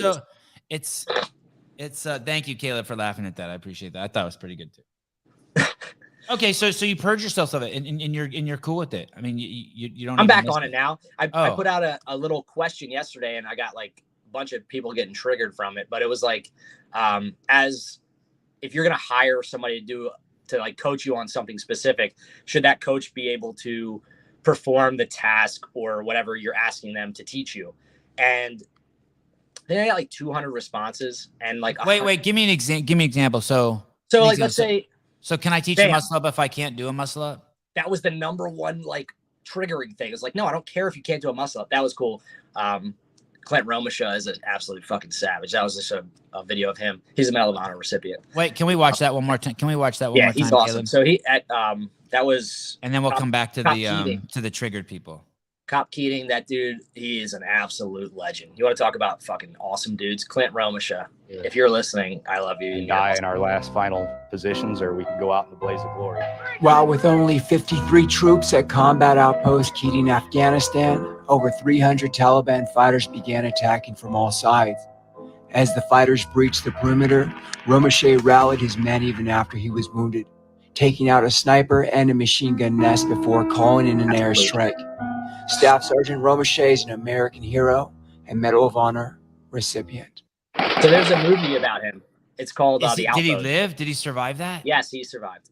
But there's Romasha, get him on the podcast, Caleb. Romasha, let's get him on the podcast. Get him on. I would love to hear that story. But no, I put this question up, and it was like, if you want to hire somebody to be your coach, should they be able to do what it is you're hiring them for? And my point in asking it was not to say like there's one good way or one bad way to do this, because if I want to learn how to do something, I want to go to an expert. So when I go to jiu-jitsu, I go to Riverfront Jiu-Jitsu up the street, and Billy Shaw is an incredible teacher. This guy is world class, but I wouldn't go to my buddy who's done jiu-jitsu 4 times to be like, hey man, teach me. I want to be a black belt in 10 years. Teach me everything you know. He's like, I don't know much, so we'll be done in like 20 minutes. Right? I want to go every day. I want to learn from somebody who's experienced. That's why I don't teach jiu-jitsu. I don't know anything about jiu-jitsu. But it was more so to say that if you, But there's a difference there, right? yes. But what you're saying, because I could like, so my wife taught yoga for, let's say 15 years, right? She went to India. She did all the shit, took all the courses. She was fucking amazing. Then she got hit by a fucking car. Oh, fuck. Right. And I told her like, hey, what a fucking great opportunity to learn. She's like, I can't do some of these moves now. They almost had to amputate her leg. And she's like, I can't do some of the shit now. And I go, who cares? I go, now's the time you fucking work on being able to be eloquent and articulate with your mouth and to use your hands to push on people's anuses to get them in the position. Whatever they do. Yeah. Yeah. Whatever they do so like the in yoga. Is like, so like Doug Peterson coaches the Eagles, or he used to coach the Eagles. He played football. He has the buy-in to be a football coach. Okay. Right? Okay. You know what I mean? Like, so like, she still had she could do it at one point. You're saying he could do it at one point. That's one thing, right? If you're an Olympian when you were 21, but now you're 80, you still know Olympic, whatever the fuck you were doing. Right. But like, if you've never like worked towards a goal, like let's say the muscle up was like the most triggering thing. Like there's coaches that can't do muscle ups. That's okay. But are they trying their goddamn best to like work up the ladder to do strict pull-ups, toes to bar, right? Chest to bar pull-ups. Do they actively search for knowledge in how to better themselves? And if they're not, I don't think that coach is qualified to teach you how to do that. Right. You know, one time I worked out with Lauren Glassman at her house and she couldn't do a fucking pull-up. That was fucking weird. But another time I was fucking at an airport in Africa with fucking Greg, and Greg goes, we were talking to someone who recognized him, and someone goes, they started talking about the pistol, and Greg goes, Sevan, show him a pistol. And I'm like, I need to fucking warm up. I can't just do a pistol. And that motherfucker knocked out 5. Really? Yeah. That's I was awesome. like, and I've been hanging out with him for fucking 10 years. I never seen him do fucking anything. Dude, and he Greg knocked out Glassman is 5 like fucking pistols ass to grass. I was you motherfucker. Yes. He is like our CrossFit Yoda. Right? I was like what walking the around. fuck? And he was angry at me that I didn't do it. Anyway, okay. So what do you think? So you think that do you think that you should at least have all been on some level super proficient in the movement, even if you aren't now?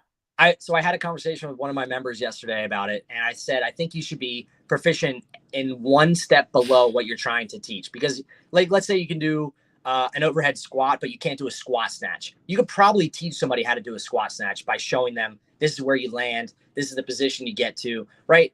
Like, if that makes sense. But if you like can't put your arms over your head to demonstrate that, there's probably a tough chance you're going to have a connection with somebody that you're trying to teach. Right. Yeah. But it also comes down to the athlete that you're getting. If I get a D1 rugby player in here, I'm like, yo, dude, this is a muscle up. Do it. He's just going to do it. Right. But if you're going to have somebody that like requires months of training to get it done, it's not just a, hey, here's do what I just did. It's like you know what I mean? I could teach someone a muscle up. Great. Absolutely. I have no business teaching anyone a kippy muscle up. I don't ever do them. Never, But ever. So but then you wouldn't teach it to them. Right. Yeah. Yeah. Like, hey, I only do strict ones. So this is how you should do it. Yeah. Yeah. But but like, and then you, but what if you are a coach and you don't have, what if you are a, so you think that if there's a CrossFit coach and you think if there's a, let's say there's got to be a shitload of trainers out there who don't have a strict muscle up. Yes. Should they not be coaching at CrossFit? Absolutely gyms? not. That's not what I'm saying at all. I'm saying that if that is you, if this is you and you are that person that you're the only coach in your gym that can't do a muscle up, it's okay.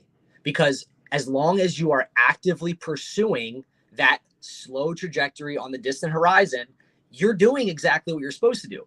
But if you're saying be actually a better coach at it, as long as you than the person who can do it, because you're actively trying to do it. Yeah, you're working on your overhead squat position because you have the worst in the gym, but you're also the coach, and but you're learning shit because you're actively trying to do it. Yeah, you become more relatable at that point. You're like, look, I'm in the same boat, dude. Like, hey, like I've been working my balls off to get this muscle up, and I'm really close. Like I got 5 strict pull-ups now. I can do a ring dip out of the rings. My negative's amazing. Right. I can hold my body in space at in a decent posture, things like that. But the skill is not the goal. Like, that's not the carrot. the journey to get there is usually the most important thing for most athletes. And it's like, hey, I can't do muscle ups yet, so I'm going to quit CrossFit. Why? If you've never gotten a hole in one, are you going to stop playing golf? Like, if you never fucking submitted a black belt on the IBJJF stage, are you just going to stop doing jiu-jitsu? Like, no. That's like the pinnacle. It's like a niche thing, right? Like, very rarely are we programming ring muscle ups for our everyday members at the CrossFit gym. And it's awesome if we have a bunch of people that can do them, but the majority can't. And that doesn't mean that they suck or can't do CrossFit well. It's that this is a very high level movement for normal people. And if they can't do it, they can progress through other means. Strict pull-ups, ring dips, box dips, push-ups. Learn how to do push-ups. That's like the most brutalized movement in CrossFit. You watch people do push-ups and it looks like they're having a seizure. So there's a lot of things that you can take from that, but people got really triggered when they always went to the muscle up. Like, why? Like, what did people say to you when you put that up? What the fuck are people doing on your I can't even get fucking 30 people to my Instagram account. Why are people, if you haven't posted since March 27th, how are people even like? I just put up pictures of my dog all the time. They love Max. But you still, so you have been active in your story, just not on posts. There he is. But yeah, I'll be active in my story. Okay. You know, another thing is, like, I don't go to the pain cave very often. Yeah. And I think that also makes me not, if I were coaching CrossFit, I think that makes me not a very good coach. I don't think so. Well, but I just wish, and it's because I work out alone a lot, right? And so there's no one there. Like, I've never gone to an affiliate and not gone to the pain cave. Right. If I'm at an affiliate, it fucking happens. Well, yeah, right. Yeah. Exactly. And that's just the shared suffering. You're looking over and you're like, well, that guy's fucking dying and he's 55. Right.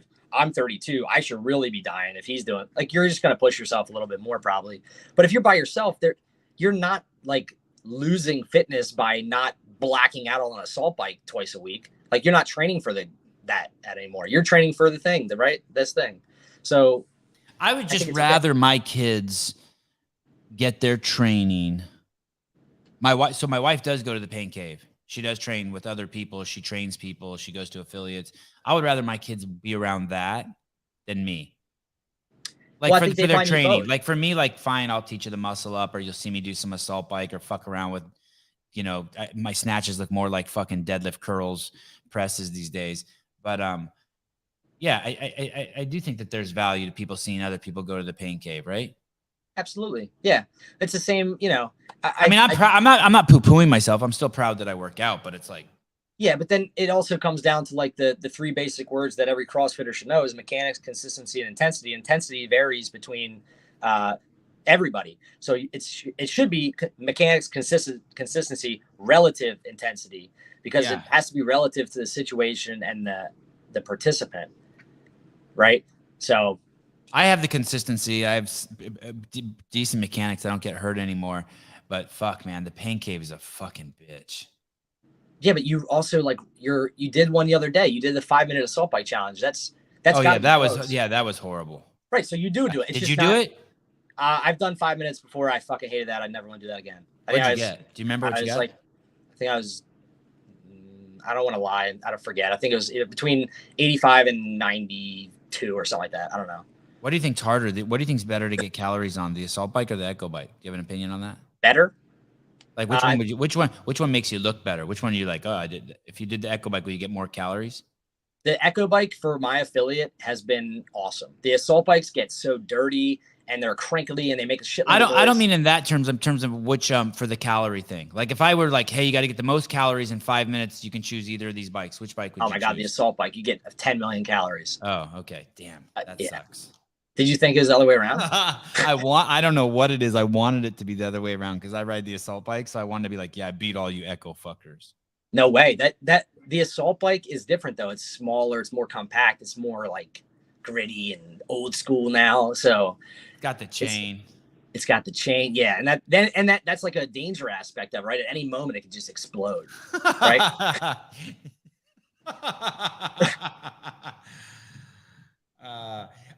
Why does the affiliate have an ordained minister in the what's his name? Dave. Dustin Davis. Yeah. What's his deal?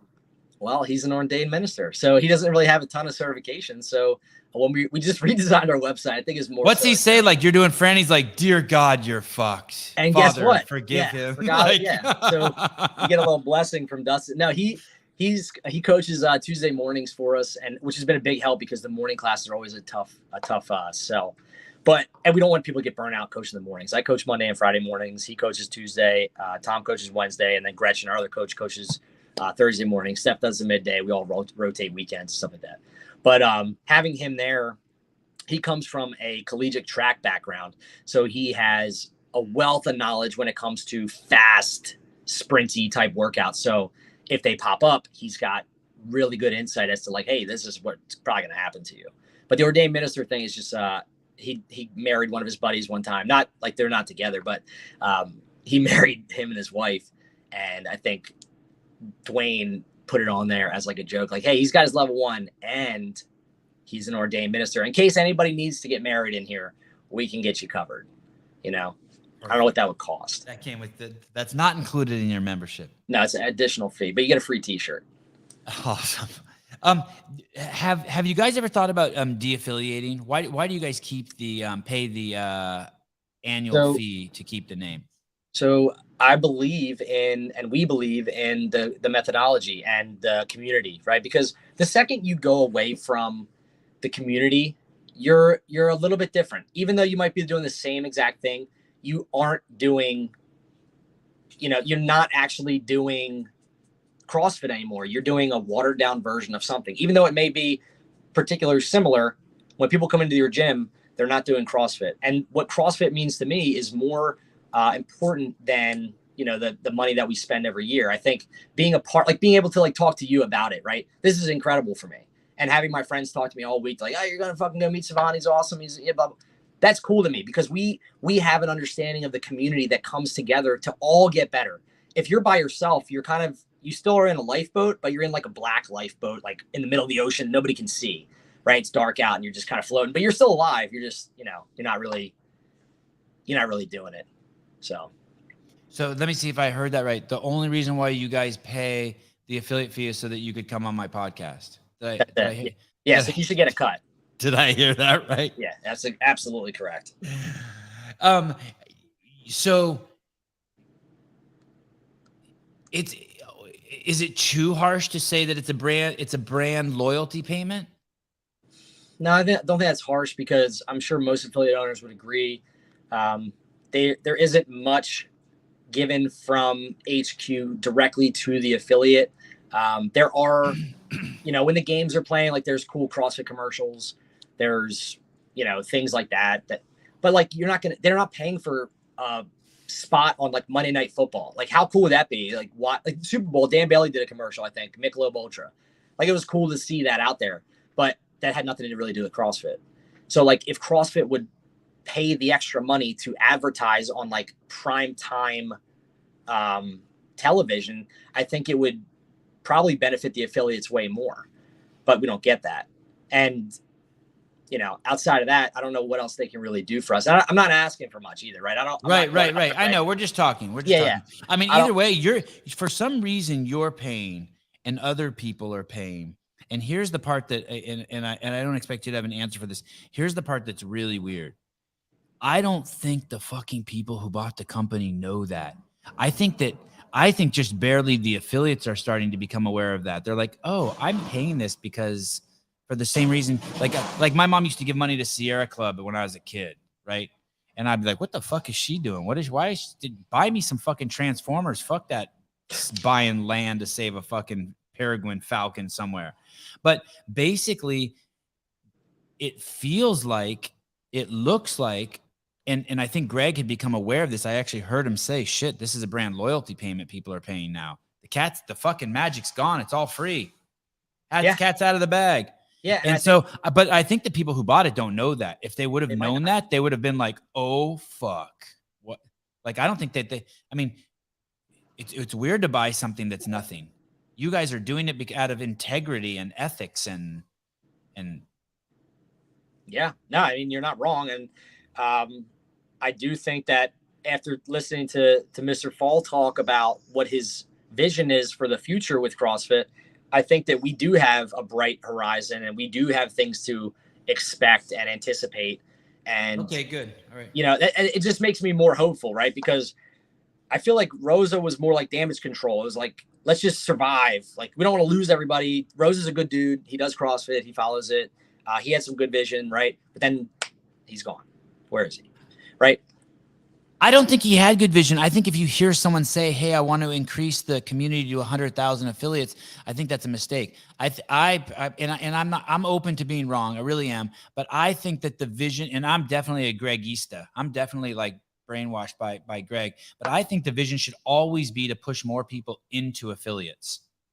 Just keep pushing them, and they'll overflow out, and then more affiliates will be born. Just keep fucking the affiliates until there's so many little CrossFitters in there that they spill out. Like, just keep making love. Either. Sorry for those of you who don't like the F word. Keep making love in the affiliates, and then they keep spilling out, and keep adding value to the affiliates, because it's like Ben Bergeron. It's the chasing the excellence as opposed to chasing the end goal. Like, all we have to do is keep. Yes. The vision should be like, how many videos can we make this year telling people how to do the squat correctly? Like, that's the whole thing about when you have the truth, when you know that, and this isn't my belief, but like when you know Jesus is the way to God, like Christians claim they do, then your goal then should be to say that as many different ways as you can to share that message. And so I think that should be the goal of HQ, to just keep giving resources to the affiliates. How many ways can we teach people to do a pull-up, to show that, what did you say? Mechanics, consistency, intensity is the way to and they have been heaven. Right. I don't think it's so like, I'm not. Like, I agree. They have been too. Yes. Yeah. It's definitely been better in the recent months and years. But there was definitely a point where it's like, what are we paying for besides a name? And at one point I was like, fuck it. I don't care. I love what we do. And if that's what it costs to do this, then whatever, you know? So. Yeah. Well, thank you for coming on. It's great to meet you. Yeah, absolutely. Thank you for having me, Sevan. I really appreciate this. And just, you know, for Delaware in general, we have an awesome CrossFit community. I love every single one of the gyms that are around here. And to have you, you know, give us a little voice was really cool. So we appreciate you. And I can't wait to meet you in person, have dinner. Yeah. It'll be awesome. Yeah. Congratulations on getting married. You have my phone number. You can text me whenever you want. I don't sleep with my phone by my bed. So like, I always tell people, like, you can always like text the fuck out of me. Like, I don't care. I'm going to send you very funny things randomly. Careful. Because everything you send to me, I will try to one up you a little bit. And next thing you know, our text will be completely out of control. So be careful. That's fine. We'll end up getting married because we play gay chicken so long, but it's okay. All right. Caleb Beaver, thank you. Thanks, Caleb. I appreciate you guys. Thanks for the time today. Yep. Say hi to the other gym owners and tell Stephanie McConnell, thank you for letting us borrow you today. I will. Absolutely. Thank you, guys. Ciao. Nice meeting you, Steve. Hope I kicked them to the curb. I like kicking them to the curb before they get to leave. And they get stuck in the background for like 5 minutes on accident. Hey, when you hear someone's in the National Guard, are you like, you're a bitch? Like, is there like a pecking order? Is there like a pecking order? I wasn't gonna say it. Go get my boots, boy. Yeah, we have some people. I've met some good people in the National Guard, but yeah. And then the people in the National Guard see contractors. They're like, "You're a whore." Get out of here. You're a bitch. Just you don't even do this shit full time. Just keep. You're only here for the money. Exactly. Scumbag. You're just here to do the cool shit and leave. Get out of here. Sevan will show the text. Be careful. I know today I showed my notes on accident. I have no. Susan's told me a million times. You have no business doing screen shares. Don't do them. But I still do them. One of these days that's gonna backfire. All right. Okay. Do we have anything else today? I think. Do we have one with Brian top 100 females tonight? Or is that tomorrow? That's tomorrow. No, tomorrow I don't see anything on the calendar. I don't see anything on my calendar until the 28th. So we were supposed to do JR and Taylor today, but we switched it to Sunday. And then Monday, oh shit. my calendar's fucked up. Because I have the top 100 females tomorrow morning, and then you see that? You see that on the 26th? Yes, I do.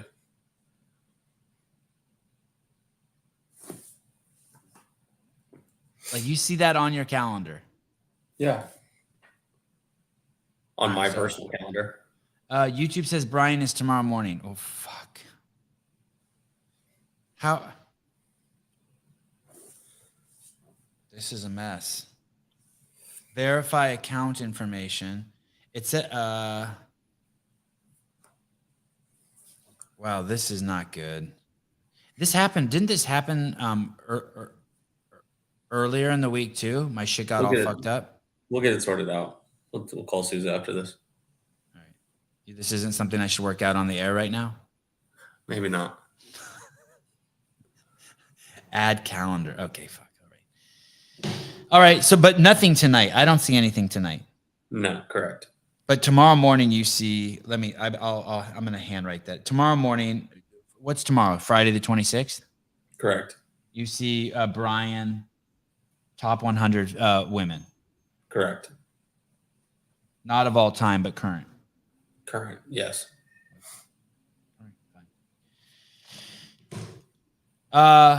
I know. I want to do a live call-in. I only want to do live call-ins. I have some funny shit. The guy who works at the Morning Chalk Up, there's a Patrick guy there who's so fucking woke, and there's some shit I found about him that I want to show on a live call-in show that's so fucking ridiculous from the China Morning Post. They used a picture. I sent you that picture, right? Where it shows Travis from Vindicate T-shirts. Hi. You have a shirt. You have a show tonight. I do? Yes. You have the top, not top 10 tonight. Oh, no, we had to cancel. Yeah, good. Thank you. You're right. But we had to cancel that because Sousa has to run the back end for that. And and Caleb will be on a helicopter ride somewhere. Well, that sounds way more fun. not for us. And but thank you. I appreciate it. You're a good dude. You not only get the T-shirts made. How's our version of the Cult shirt coming? Is it coming along? I will be working on it tonight. You're a good dude. It's gonna be a good one. VND. You're gonna raise some eyebrows. VNDK the number 8.com. Get your shirts for Hiller and the Sevan Podcast. Oh shit, Bill, you weren't supposed to hear that. Bill, you're not supposed to hear that. Don't. All right. I saw the screaming microphone shirts. I finally got them yesterday in hand, and they are pretty. Don't sleep on those. When I wear those, I get a shitload of compliments. Nice. Yeah, people love that. You're gonna have a when are you home? Soon, August 31st. All right, you're gonna have a package waiting for you. You're gonna like it. I got a package waiting for you. No. You'll pass. Could have invited me out there with Hiller. Hey, so I want to tell you, a close friend of mine goes, "Hey, dude, I can't believe you invited Hiller to your house before me." Listen, you jackasses. I didn't invite Hiller out here. I didn't fucking invite Hiller. I said my invite just got lost in the mail, apparently. I didn't invite Hiller. The California Hormones lady invited Hiller. I had to just pretend like I was okay with it. She's like, I invited Hiller. Like, oh, of course, brilliant idea. Deep down inside, I'm like, what the fuck? Hiller needs to get out of my fucking off my turf, bitch. If I get on those California hormones, I might have a body like Hiller. Can certainly hope. I'm telling you, I saw Hiller with the shirt off, and if I had to bet, I'd bet he's juicing. He's too much man. He's a lot of man. He's at least injecting him in his legs. Those things are ridiculous. Yeah, his shoulders and his traps and his titties and his stomach muscles. His abs are like fucking speed bumps. They're not even like right. Yeah. I don't want to hear any more bitching about his elbow because whatever, dude. Yeah. You're doing something right. And he moves really well too. He moves like a large athlete. He moves like a running back. He moves great. Yeah. Yeah, Hunter is a ton of man, but it's a different kind of man. Hunter is a fucking dinosaur. Like Hunter is it's a lot of dude. And it's a little bit reckless, like you feel it. He's dangerous. 5 years ago, being around Hunter would be completely crazy. It's scary how big he is for what he does and the way he can move and run. And he's like, how? And he's on edge a little bit always. He's like, really? Yeah, I'm not anxious around him, but he's like a dog that used to bite but doesn't bite anymore. But you're still a little like I seen you bite someone at the party before. He's getting soft. Yeah. Getting older. Did you ever find out if he pooped after the pool? I didn't, but he did say he ate some like funky meat at the street meat. Yeah, street meat. He's not supposed to eat that shit around you. You're supposed to keep him in line. Brandon, you want Hunter to stand behind you. Don't lie. I want Hunter to stand behind me. Just say it. Just say it, Brandon. Let it slip from your lips, buddy. All right, Travis. Thank you. All right, dude. Bye. Talk to you later. Bye. Trying to boss me around, telling me I have a show tonight. How dare he? Go make a t-shirt. All right. Can you address the drama between Vindicate and Life is RX? No drama. Both, no drama at all. Both of them make t-shirts for the Sevan Podcast. I know of no drama. I don't even know if they know each other.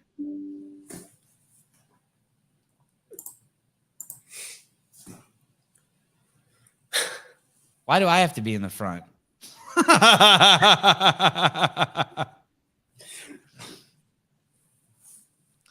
All right. It's always one person takes it too far. Like why? Why, Mr. Riddell? Why? Why? Like we know we understand without you fucking like going there. We. Oh shit.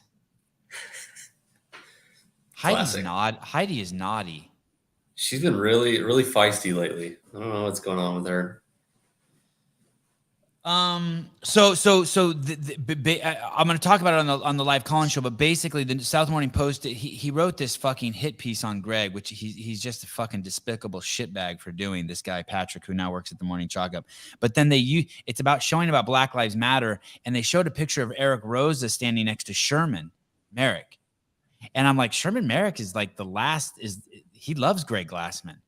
So I fucking text Sherman this morning. I'm like, hey, they're using you because of your skin color. Did you agree to did you agree to the South Morning Shining Post using a picture of Rosa next to the black man? He's like, nope. And it's like, here you are trying to be holier than thou that you're not racist when you clearly just did something racist, Patrick. You woke fucking douchebag. You are such a woke fucking duplicitous piece of shit. You're the reason for division. I forgive you, my son. But it's just hilarious now that you went from South China Morning Post pushing your divisiveness and racist ways, and now you're at the Morning Chalk Up. And then someone sent me some screenshots of where I'm pretty sure Maddie Rogers did have that blowout. It's the irony that she has her pronouns in her Instagram profile, and yet people are now sending me all these screenshots where she was discriminating against people who weren't injected. And she did say that the booster, the second shot, someone sent me a bunch of screenshots, really hurt her. And now she's paying the price, right? Her autoimmune condition has flared up and she's fucked. And I don't wish that on anyone, but it is ironic that you're hating on people. You're supposed to be accepting people, and that's what your pronoun's supposed to tell the world. And yet you are hating on people who didn't get the injection. And then now you're paying the ultimate price by being sick. It's fucked. It's really funny because she created a clothing line that's like for everybody, like all body types, men, women, like neutral, like whatever. But yeah, she's shitting on people for not getting the vaccine. Yeah. How inclusive. All right. But anyway, I'll rehash all of that on the next live call-in show with graphics and pictures and tidbits. All right. The shit talks about people after The shit someone talks about people after phone calls. Yes. Oh, that could be the name of the show. Okay, guys. I will see you guys tomorrow morning, it sounds like.